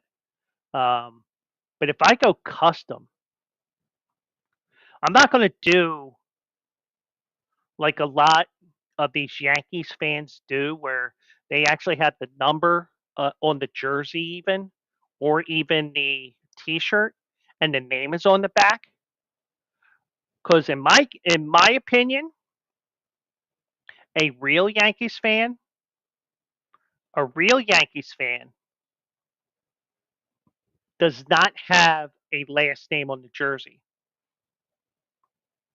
You know, I don't know if you want to call those fans front runners or not, or maybe they're just too cheap. But then again, with the prices at Yankee Stadium, no wonder why they got to go cheap with their jerseys and T-shirts. They do. It's kind of like how I said that a lot of Yankee fans came down to Citizens Bank Park today and yesterday. Part of the reason why the tickets are real high, and also the fact you can come here to Citizens Bank Park, and then on top of that, have a train ride, and then go from 30th Street Station to the stadium through taking the L from 30th to 15th, and then taking the subway and from City Hall to AT&T station, which will leave you off a couple of blocks from the stadium. Giving SJ some directions as well if she dared to come down here, which I hope she doesn't after I lost this wager. Not only kidding. Uh, no, but seriously, I will pay up. It's just a matter of when that stuff arrives because I'm not going to the store to find one. I know that um, I know my Target doesn't have it. My Target down the street. I'm not going anywhere tomorrow other than the dentist, so I'm not going to do that. But I will pay up. Thankfully, SJ, part of the agreement that was not part of the agreement was she would be on stream, even though I did tell her when she was attending to her foot. Um, because I wasn't going to mention the foot, you know. But then again, with somebody her size, is it a half foot? No, I do not want to see your foot. Well, there is one time I want to see your foot, but that's uh, probably get me kicked off of Twitch and YouTube, and well, Elon would probably be jerking off to me going in that direction, but Elon's a weird motherfucker. But I did say to her, I did give an invitation. No, I don't want to see your foot. But just to let Mike know, uh, I said you can harass me on stream on Thursday night. Now, whether that means co-host or just annoying me in the chat, she is welcome to join me. Maybe I'll have some stronger topics than what I had tonight. You know, but um, all right. Now, I'm not usually a person that worries about pronouns. And by the way, SJ, while you were attending to your foot, I did give a race call, the race that I handicapped today for Bleacher Brothers. I did do that live. Mike can attest to that. How good of a job I did, I doubt was very good, but I did pick the winner in the race. I also gave out an exacta that paid $75 for $1 if somebody wanted to take my top two picks. So I did have a winner tonight, and hopefully I'll end up the month with another winner from Saratoga. So Mike says I did a good job, but um, I did give him a certificate the other day for the Hand Job of the Month Club. So uh, so uh, so that's why he disappeared for 5 minutes doing husband duties because little little side action during the show because I was being boring. So that came in handy, no pun intended, or maybe pun intended. SJ, you have to understand me and Mike. Um, you know, you have to understand like the inside jokes and all the stuff that we do from time to time, and you have to understand it because it's even worse in person. The jokes that we have. So, uh, but the one thing I will say to SJ is, I'm going to tell you one thing. The only time I worry about pronouns is my articles to make sure that a filly is called a she and not a he, because I don't know if horses can transition from male to female and vice versa. I know male horses can be transitioned to geldings, but um, songs, like certain songs, you do have, you know, like Angel from Montgomery, I think it is. John Prine never changed the pronouns when Bonnie Raitt did the original. I believe that's the case. And the other time where I worry about pronouns is SJ says, I always annoy you. All right. I got 2 words. Fucking bullshit. I'm the one that annoys her.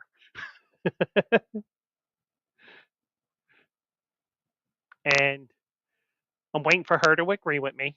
She laughed, so that's enough. That's enough. That's enough for me. Because I do annoy her from time to time. Oh no, that wasn't SJ that laughed. That was Bank Boy that laughed. Sorry. Yeah, there we go. There's SJ's laugh. But yeah, um, yeah, you know, I lost my bet. I'm gonna pay it up. It's just a matter if it's gonna be Thursday or Monday, and I'm sure I'm going to get DM'd to death tomorrow. Did your shirt come? Did your shirt come? Did your shirt come? Because I get a funny feeling that she's going to tell me, send me a link because I want to be on stream because I want to give you shit for 2 hours. And rightfully so.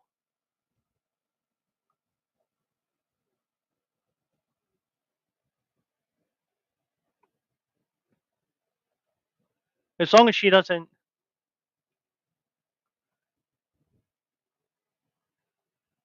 facts that you want to be on the show on Thursday night or whenever I get the shirt, or facts that I annoy the fuck out of you.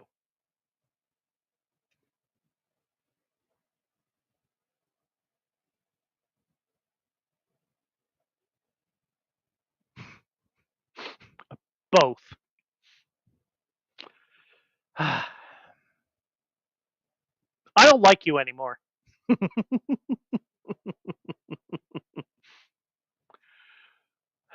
So I'm going to look around here tonight. I also got to write my article tonight because it's a 5 o'clock race from Saratoga, and she's laughing at me. You know,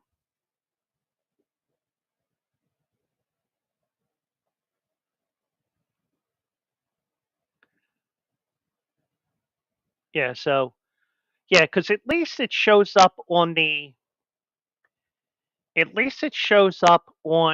Twitch chat. It does not show up in my EV Mux chat because there you go. Uh, like every emote on Twitch has a code, or you could just go in there.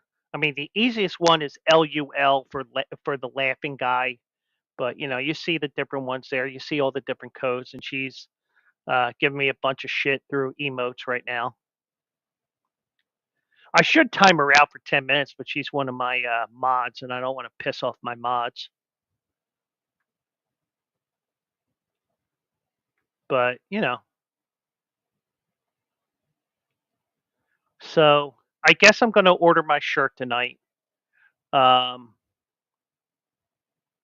I may look at Fanatics to see if I can make a custom T-shirt.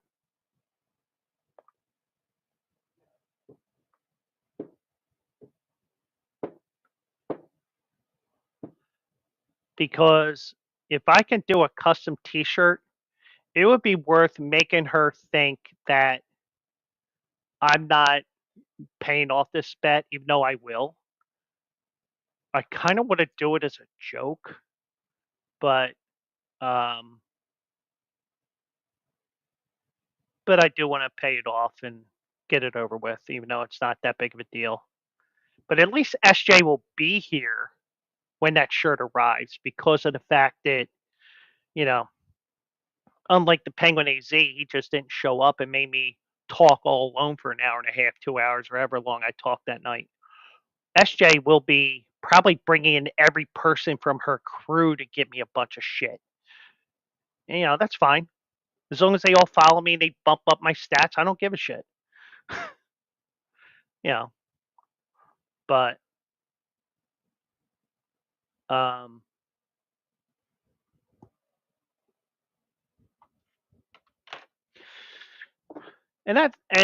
because everything I'm talking about here, I never finished my tweet here that I had here promoting the race that I hit. Um,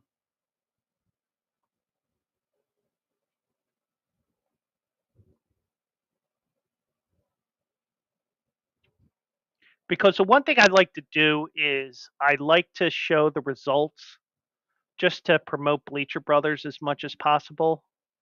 Um,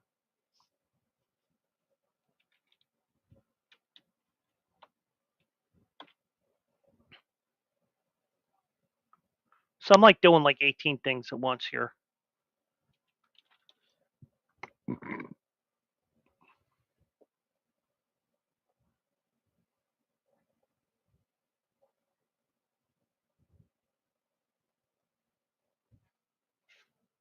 So yeah, so that tweet is up, and what I'd like to do is I'd like to take a screenshot of the winning horse. Uh, I didn't even order it yet.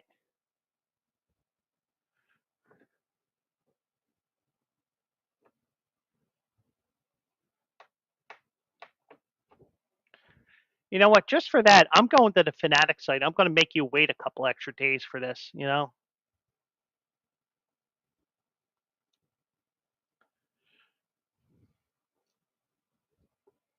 I want to see if they will do what I want them to do.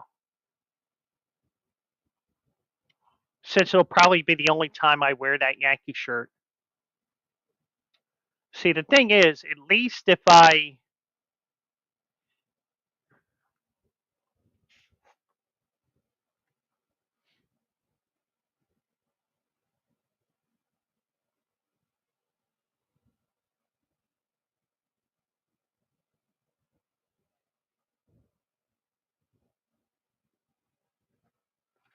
So let me just see one thing here. And hopefully it doesn't fuck my algorithm up with the Philadelphia stuff I have here. So my account, let me log in.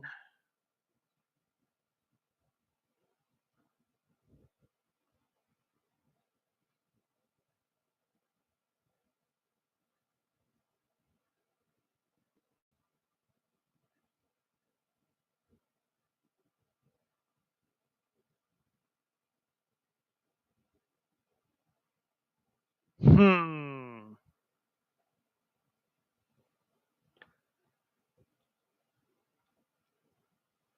The only problem with this is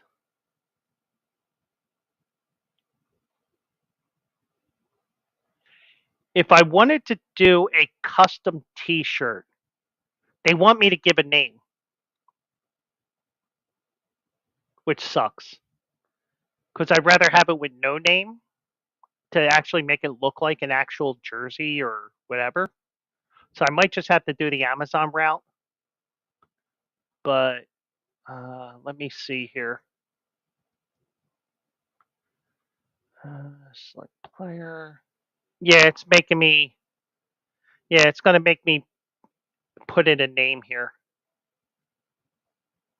Name and number.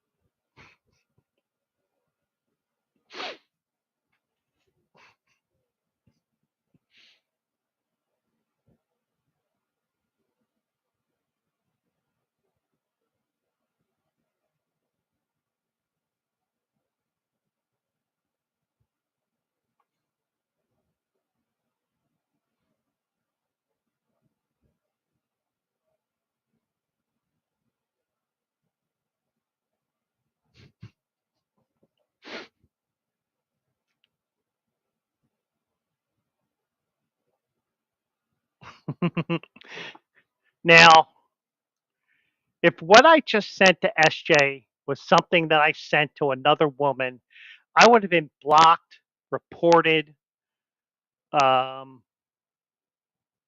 been charged with a sex crime, you name it. But I am not doing that, SJ. So uh, if I were going to do that, and she's laughing, Mike, I'm going to send that to you if you're still here. Let's see. Jesus Christ, Mike, I haven't texted you in a while. There we go.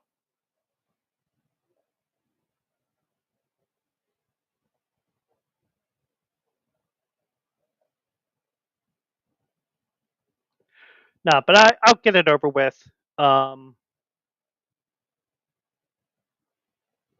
and it helps if I attach the photo to Mike because Mike knows my sick sense of humor. He's been dealing with me for 25 years. It's worst 25 years of his life. But um, hopefully he's still awake. Um,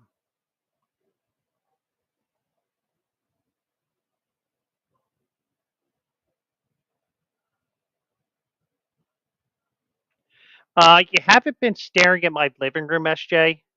As I'm catching up on chat here, I want to see. I've been staring at your living room. It's not my living room. This is my dining room area. And the kitchen is over there. Over here's the living room where I work. Um, I mean, you can get a tour of the apartment if you dare to come down here. I mean, it'll be a 2-minute tour, and then you'll say, "See you later. I'm back, going back to where I live." Uh,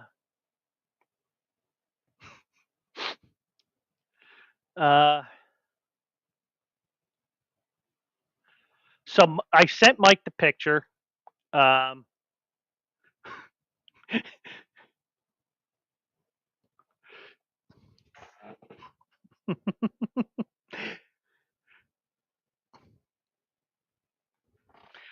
Go ahead, SJ. You're a mod. Take care of it for me. Thank you.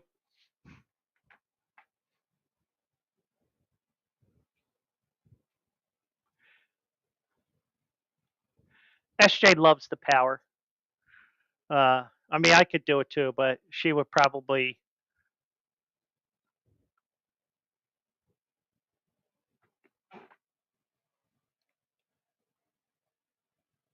And yes, Mike, that's what she said. We are completely off the rails now. Um, uh, let's see. Um,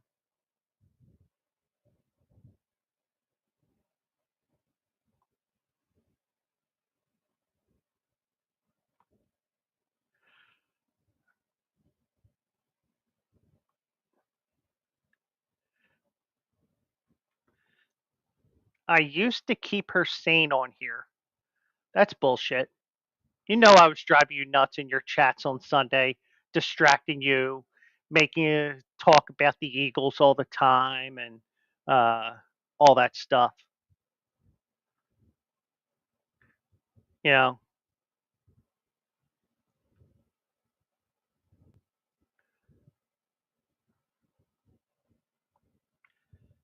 you shouldn't be talking about your Giants like that. Oh God, that poor team. Giants will be lucky to win 4 games this year.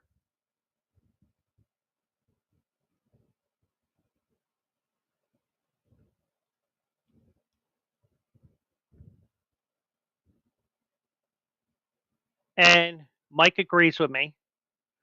I think with me, but um, hopefully he's not well, maybe he's agreeing with this, and maybe it was my statement. I don't know. I don't care. But but um, she'll have the apartment tour. It'll be a 2-minute tour, and oh, my statement. Okay. Uh, yeah, I don't have anything. I don't have any of the commands set up on here, Bank. Um, I need a full weekend to do that, and I don't have that for another week and a half. I do have off tomorrow, but I've got the dentist and everything else, so I don't know if I'm going to um, I don't know if I'm going to Pennypack tomorrow. I don't even know who's playing tomorrow night. But just to, you know what? Fuck it. I am going to show Bank because he's the one that's out of the loop here. Fuck it. I'm going to show it. Here you go, Bank. This is what I was going to say that I wanted. I wanted the number without the name, but it appears that I got to put a name on this. And I'm sure SJ probably shared it already. Okay.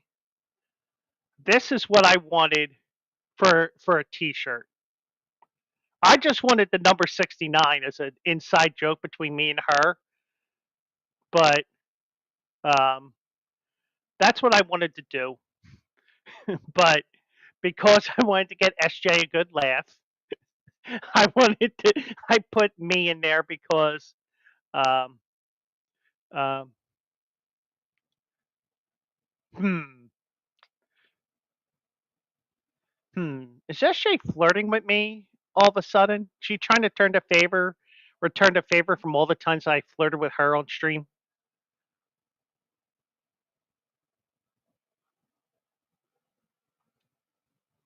Okay, Mike, you saw that,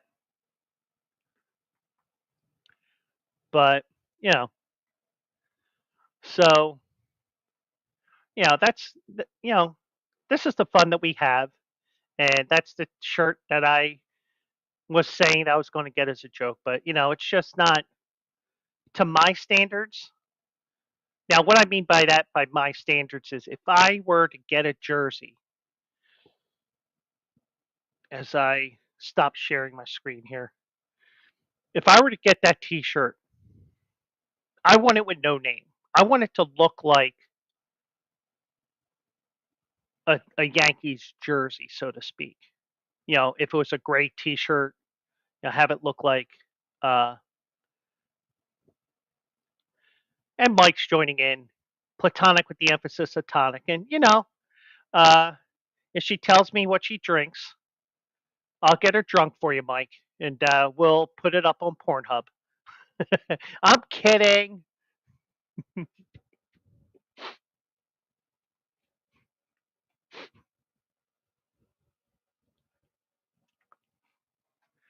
Yeah, you were drinking on Saturday night. I know that because you sent me a snap. Yeah, and I had to refrain from what I wanted to say because there was a bunch of people that were around me from my school. Be like, why the hell is he looking at his phone? Because I had warned people that I was playing the races from Del Mar on Saturday, and I actually won $50, which I gave back in the casino, the FanDuel casino, that is. But um, but I would have had another 400 if I played the double, where the two races I hit back to back. Well, she was on a date. It didn't go well. Uh, um, and well, I can tell you about the last time I was at a bar.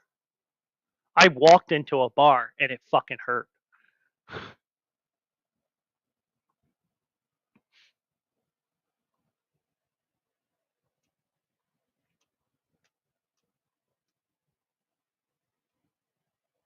Come on, that was funny. At least give me a groan.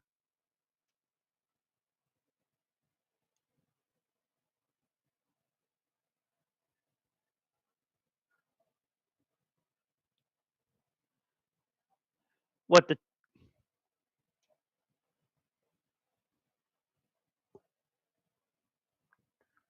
so you don't have to tell the story unless it's a story you walking into a bar and it actually walked into a bar. Me, you know, since I'm a horse's ass, they asked me, "Hey, why the long face?" There you go. Mike groaned. But I can tell you right now, SJ, if you were in the presence of Mike, he would have called me a dick for that joke, uh, or Mr. Cranium, one or the other. But SJ is going to type away when I told her not to type away, probably. Um,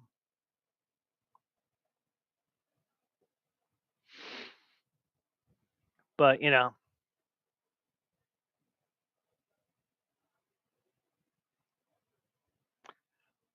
the formal name is Richard. The proper name, yeah, proper name, formal name, whatever. I know what you mean. The proper name is Richard because we got to be PC in this country. That I consider pathetic for reasons other than the left and the right and everything else. Mine is based on PTSD from being a customer service rep or whatever you want to call me. But um, so SJ wants to know, am I a Richard? A Richard Cranium. That's what I am. I'm a Richard Cranium.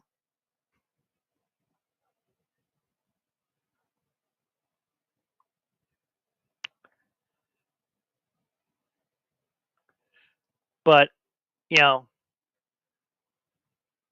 but I am not former pitcher Rich Hill, whose nickname is Dick Mountain. Uh, but, and we are so far off the rails, it's not funny. And it's getting viewers, which is a good thing. So,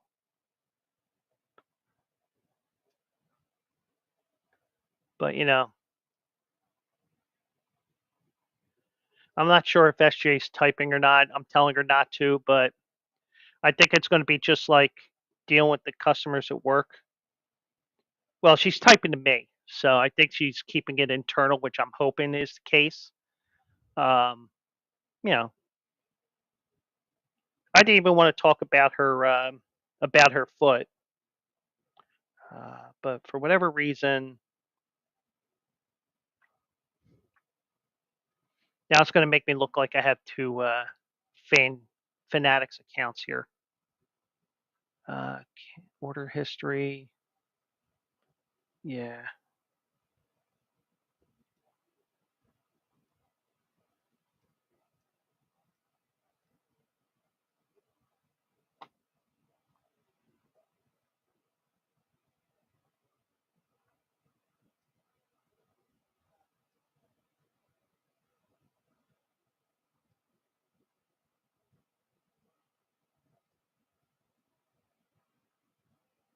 I guess I haven't ordered anything in a while. Um,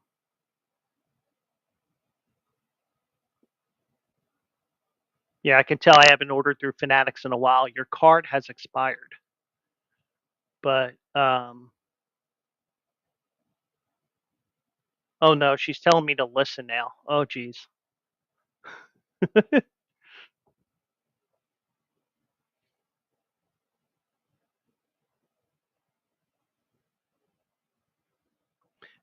Did say she was typing away here, so I didn't know if she was meaning in our private chat or in the group chat here. I mean, I have a feeling that it's meant more for private eyes. They're watching your every move. Private eyes, they're watching you. Sorry. Um, I don't even know what I was looking for here. Shit. Um,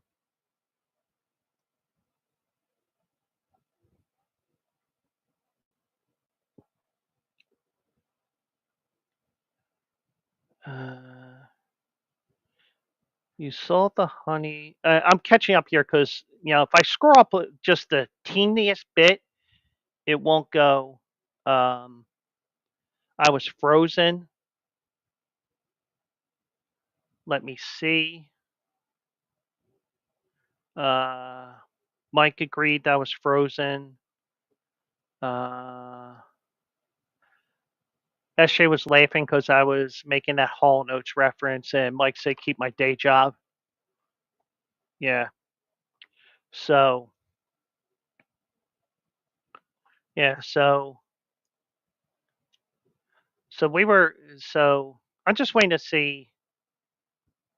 if this is something that's going to be in our private chat or whatever, but probably be just, you know, how do you keep a Pollock in suspense? Anyways, let's get to the next story. Uh, and by the way, SJ, I am half Polish. We did reveal that tonight on the show. Um, just because I don't have the Polish last name doesn't mean that I'm not Polish. It's just um, I'm cursed by it thanks to my mom. So, so just to let you know, I am half Polish. It explains why I'm half ass half the time. So,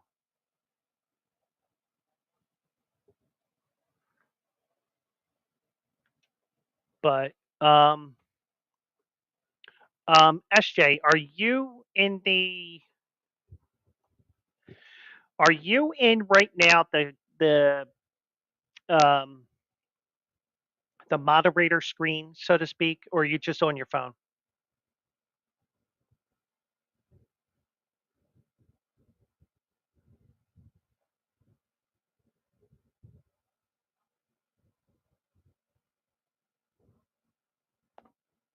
Okay.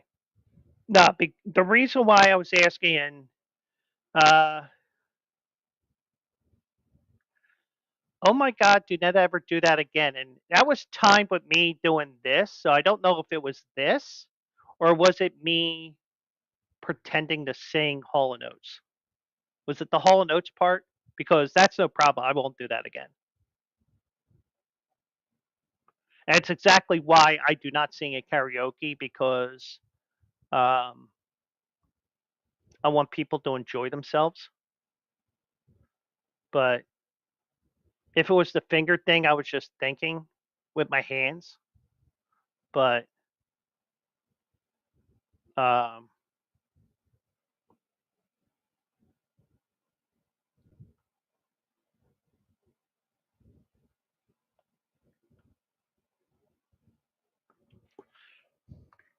yeah, but I never clipped you because of the fact that I did not have the powers to clip you. I clipped you, but I couldn't share it in chat. So let me see here.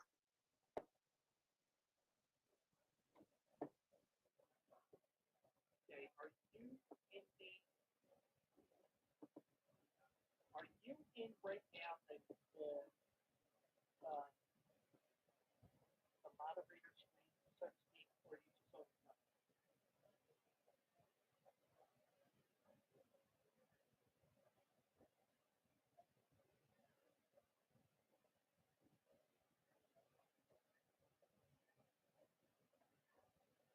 Okay, stop it. Okay, in the are you in right now the uh, the moderator screen, so to speak? Oh God! Now she's going to make a meme of it and post it on her Discord. But yeah, I was the designated drinker. I don't drink anymore. It's just all the medications I got to take and shit. Um, but I'm sure that I'm going to get a bunch of shit now on her Discord with everything. Um, okay, so now we're getting into the good questions. How did Mike and I meet? We actually worked together. Um, we worked at a certain company that you know that I work at that will be redacted. Um, we met at work, um, but you could always tell Mike was in the office because of his booming voice. It's just the way that his voice resonates on whenever he was in the office. Cornhub, no, no, not Cornhub. Um, I mean, his voice. He has a very booming voice, and he's the type of person where if he were to run for political office, I've only bent over for one person in my lifetime, and that was for Elon Musk, so I can pay him so I can stream onto X. Okay, so just like I've only bent over for one person. It was Elon Musk, and he is a weird motherfucker.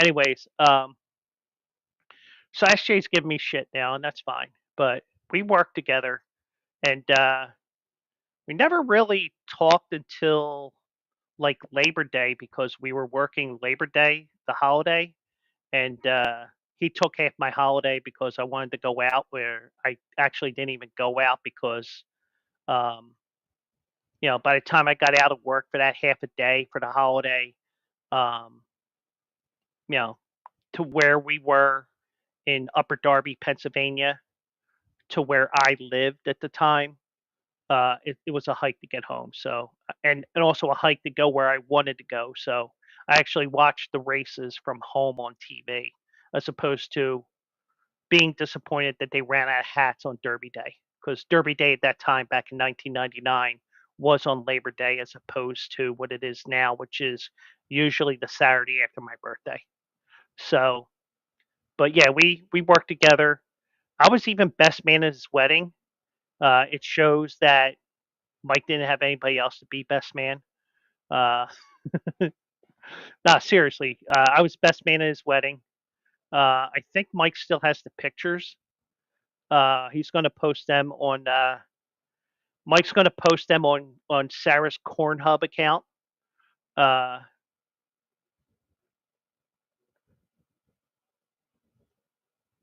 yeah, and but at least this time, you know, yeah, yeah. Mike has the pictures. I don't. I mean, I got pictures in the cabinet there, but I don't think they're. I don't think there's anything that's wedding related. I think he has all of them.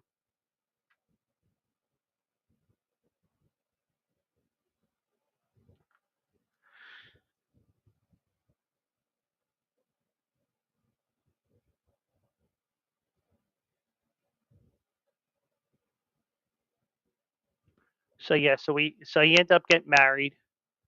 I tried to talk him out of it, but he didn't listen. Uh,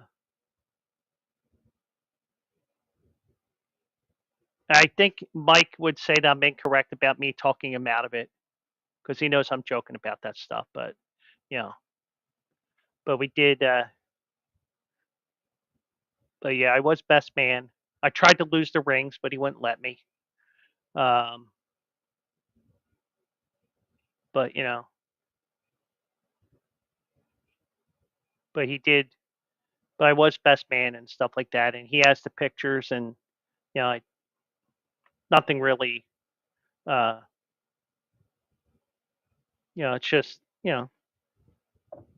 it is what it is. And how many years is it you've been married now, Mike?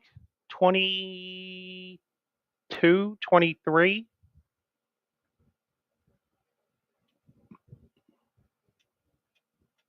23. Okay, so I was in the ballpark.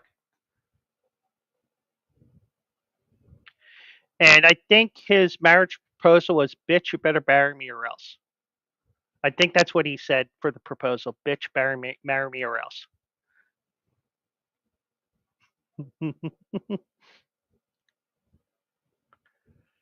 But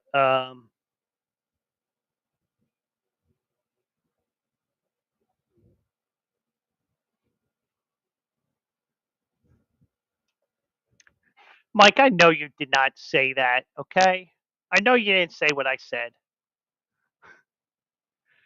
I don't know what you said, but nor do I care because every proposal I would think would be something totally different. You don't want to do the same thing as somebody else. But I think SJ's taking notes here now. Mike has known Joe for 25 years. Mike is married for 23. Joe is pathetic. Joe is fucked in the head. Yeah. Mike refers to Joe as Richard Cranium.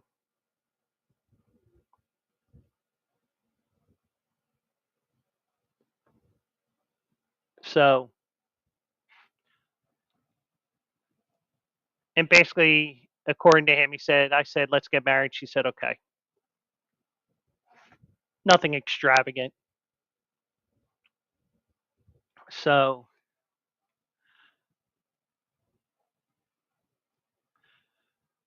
I am looking here. Um,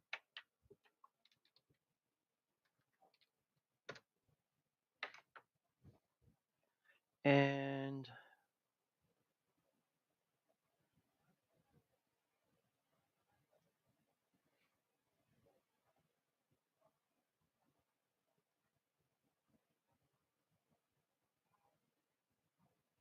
trying to see if I can get a custom here without the name on the back.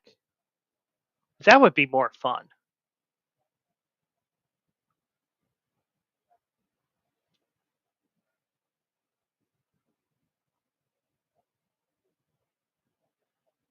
But,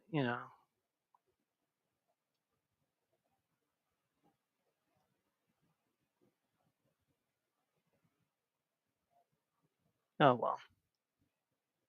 Yeah, everything that you customize, you have to put a name on it, which I don't want to deal with. I don't want to put a name on it because, actually the jerseys don't have Pork Chop. Welcome in. Pork Chop is one of my free for all friends. How you doing tonight? We're just shooting the shit here. I got through the script I had about an hour ago, and we're just joking around. Uh, yeah, Mom accepted Mike from day one, um,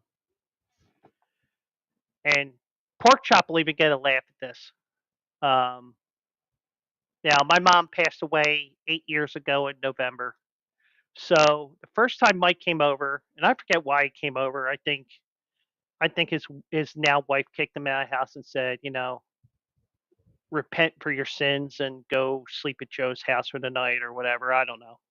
But um, my mom was there, and she goes, Joey, get him a drink. Okay. So my mom then goes a little bit later, oh, you want another drink?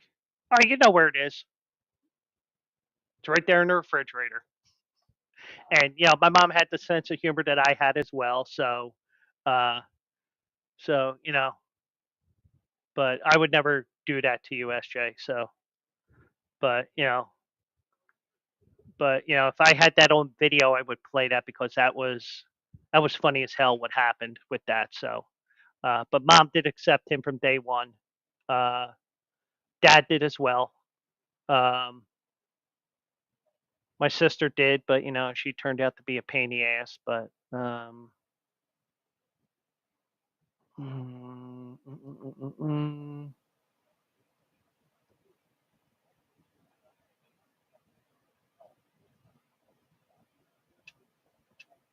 All right, so I got to look here because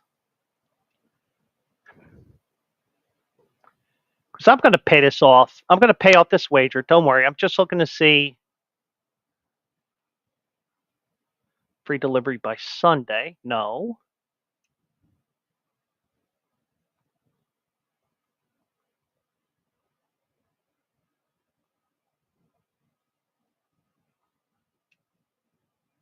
Ah, there we go.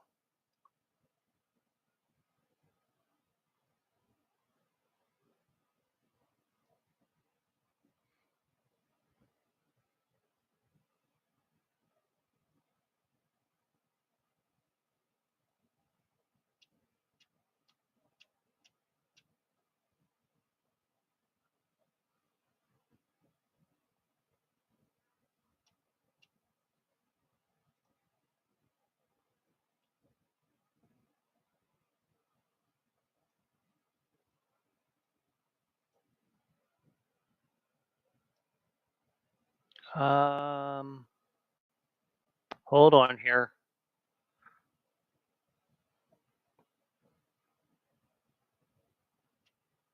Okay, good. So I did get I did order the T-shirt, SJ.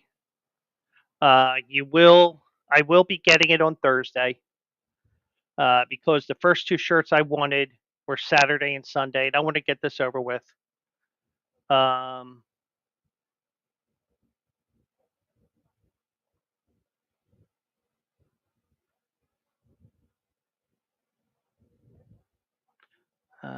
let me see here. Let me find it here.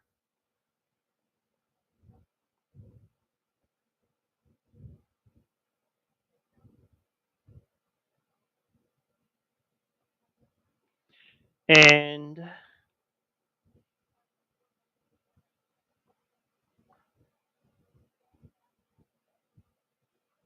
hopefully it gets here in time. But I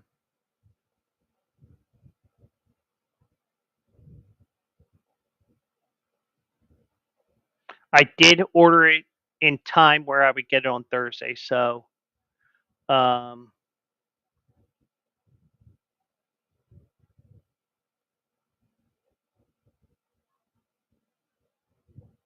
SJ, you got a snap from me. And I don't care that you see my address on there because I encourage you to stalk me. Matter of fact, I might enjoy it a little too much. But but yeah, so pork chop, just to let you know, I lost a wager to SJ. We had a wager on the Phillies Yankees series. Yankees won the first two games of the series, and I have to wear a Yankee shirt on stream. So it's not as bad as what she could have done. But oh, that was the story I wanted to tell before we close up shop here tonight.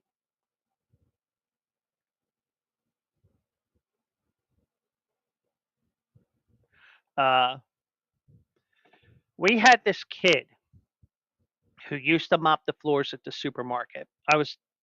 This was probably this was the year that the Flyers were in the Stanley Cup final against Detroit.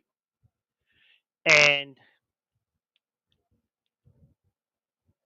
they were making a wager on the Stanley Cup final. And I'm going to let you know right now, I'm going to quote the kid, and he was a little bit challenged, but um, even though it's not funny, I'm not making fun of him, but I want you to get a context of what he was saying to the manager. So, um,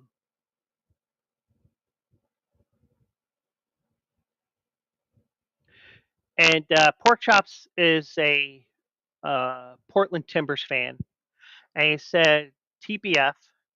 To be fair, I've seen a New York City FC game at Yankee Stadium, and it was a surprisingly cool experience." Um, yeah, I haven't been there for a soccer game yet, but they're not going to be playing much longer at Yankee Stadium because they're building a soccer-specific stadium next to City Field in Queens. Um, but you know, but you know, so they're trying to work a bet on the Flyer series, and the manager was only picking Detroit because the kid just would not shut up. So, all right, so let me see if I got to remove this post from her or not.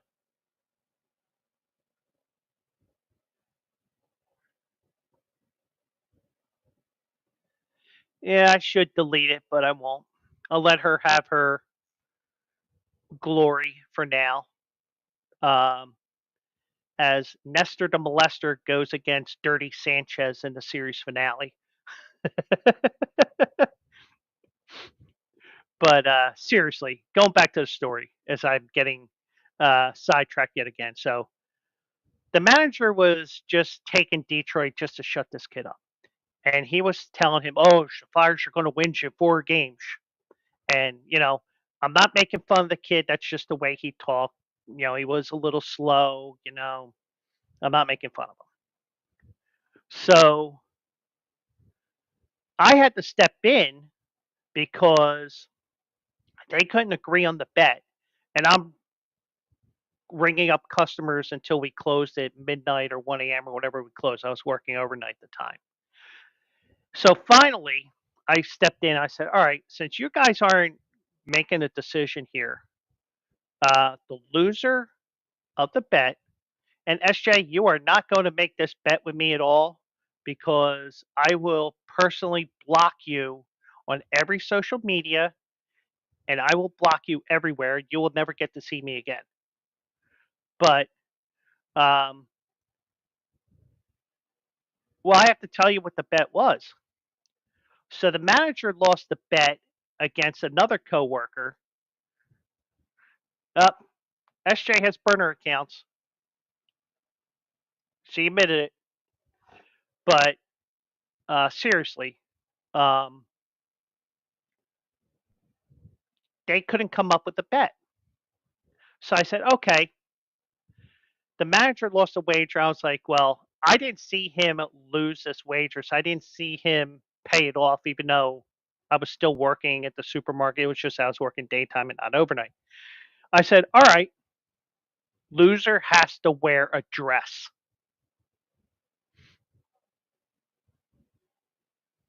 So then, see, we could get away with things on the overnight because there's no managers around. It's just the person that's in charge of the people, and you just make sure you do your work and everything. So I just said, all right, since you guys aren't coming up with the wager, the loser wears a dress. So they agree. Flyers lose game one. Oh, the Flyers are going to win you 5 games. Flyers lose game two at home. Oh, the Flyers are going to win you 6 games. Flyers lose again. Oh, the Flyers are going to going to win in 7. Flyers get swept. So this kid has to wear a dress. So this motherfucker decides that he's going to call out sick and not pay up his bet. So when does he finally pay off the bet? When I'm on vacation. So so we took a couple of pictures of him, just for proof that he paid off the bet. And I gave him a bunch of shit when I came back from vacation. I was like, "You motherfucker," but I said it in fun. But he ended up paying the bet, and we actually did something. And I don't know if it was the manager that put it on there or the person that was in charge of receiving all the shit that the supermarket would get in the mornings.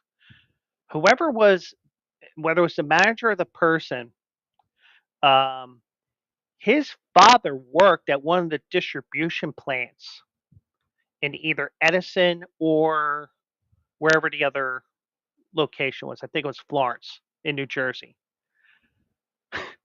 So they blew this picture up to an 8.5 by 11, and somebody put a note on there. Hi, Dad, from the daughter you never knew. I did not put it. I do not have a picture of it, but somebody posted that on the trailer, on an empty trailer, when it went back to that particular distribution plant. So, but needless to say, I think that he had quit already before we did that uh, daughter that you never had or anything like that. But he wore it for like half the shift because he was mopping floors and you can't make it.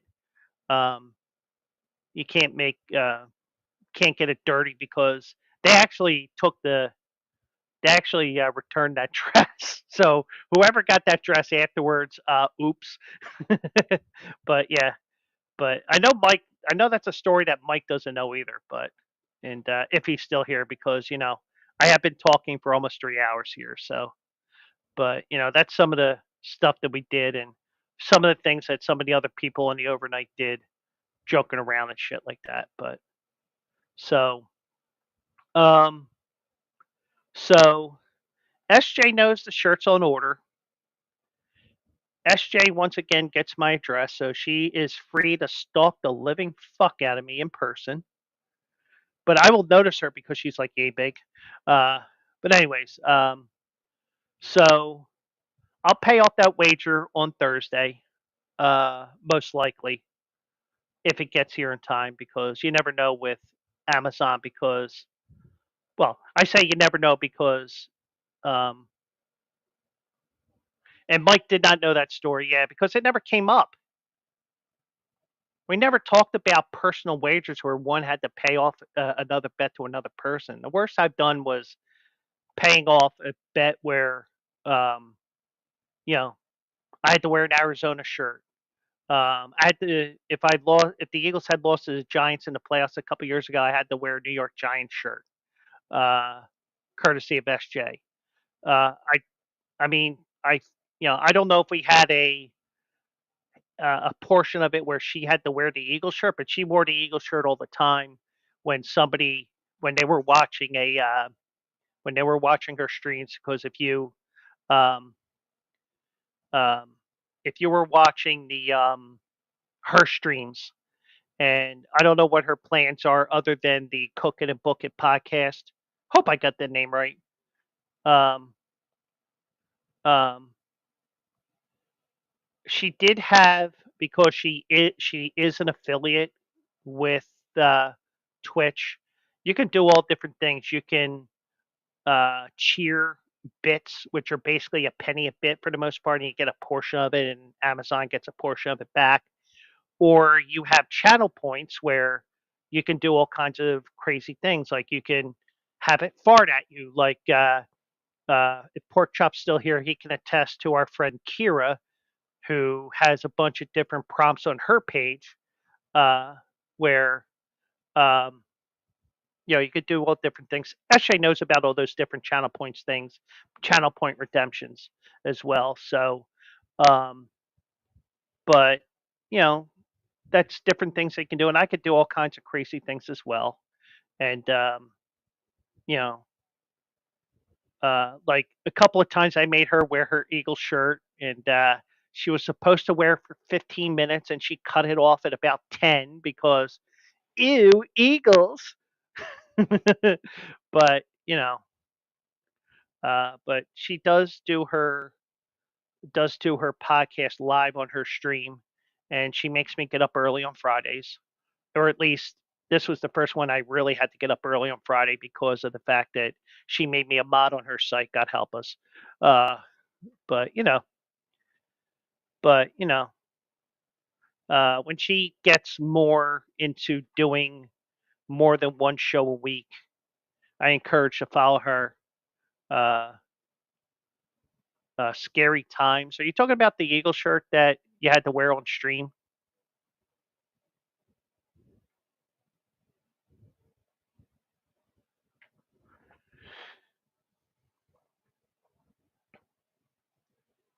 But oh, modding. Okay, you know, I mean, I got her modding. I think it was more you should have mods, and I put her on there, and I put Brian on there. I think I put another one or two. I'm not sure. I don't remember. But um, you know, SJ's good people, and when she really gets going on her streaming, you need to follow her. And uh, you know, because I don't know what her plans are for football season or anything other than her Friday show. She has all her different things that she does. So, but her streams were kick ass, and if I wasn't working, I was always watching her stuff. So it was very entertaining to say the least. So, um,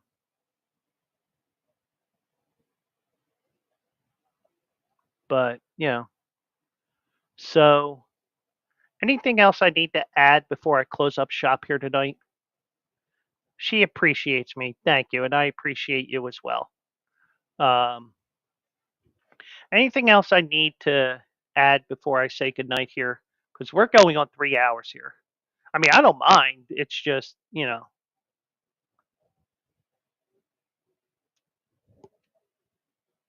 just bumping the numbers up some, so to speak. And I totally turned away from X here. Uh, yes, I had nothing really. Okay, so I didn't have any activity there, but it appears that when I stream to X, I am starting to get some comments back over here, so that's a good thing because we were having issues with that on Bleacher Brothers in the past. Um, so, so that is what is mod. Uh, that is you can sit behind the scenes, and when that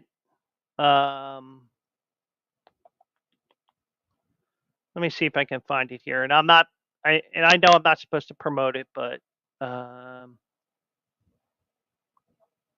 Jesus Christ, it's all the way up here. Well, all right, I can't find it. I'm not gonna look for it anymore. Like for example, when you have somebody spamming in the chat, like that person was, um, she can go in there for me and delete it. She can put people in timeout. Uh, she's she's under strict instructions not to time you out, Mike.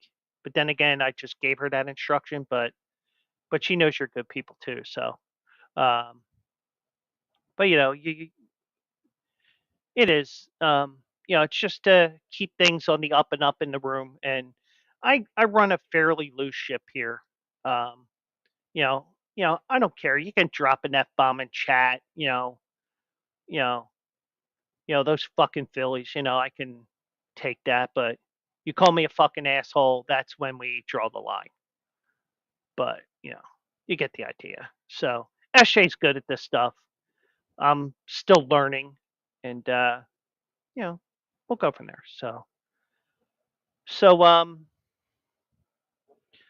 so now that I answered that question, um,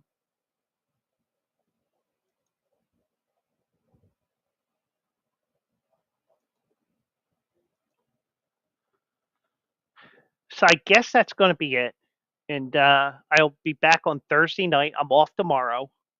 Uh, Eventually, in a couple of weeks, we will be. Um, uh, SJ Mike said thanks. One thing before we go. Somebody moved in across the hall within the last day or two.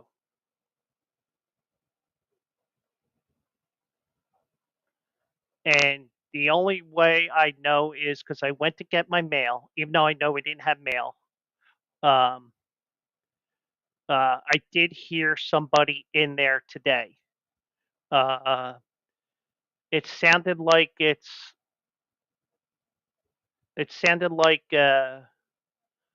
husband and wife or whatever, whatever. And if it's two guys, I don't give a shit. Do whatever you want.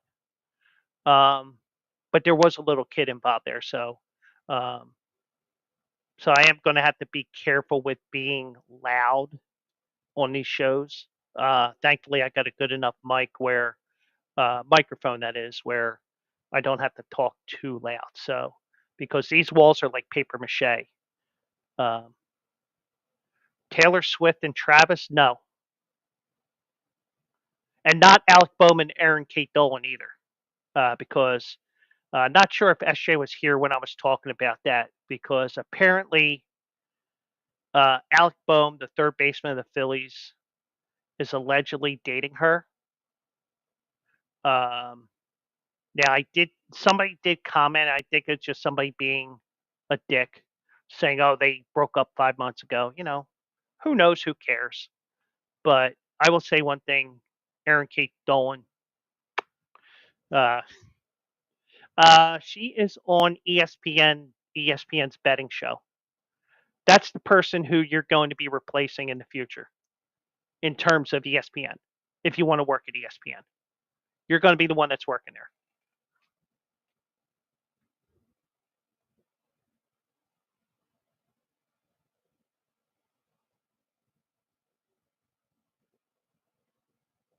So, because I was at the game Saturday night, apparently she was at the game Saturday night. I only know that because, Crossing Broad posted gossip about it. I put a comment on the Crossing Broad Facebook. I just said, Who cares?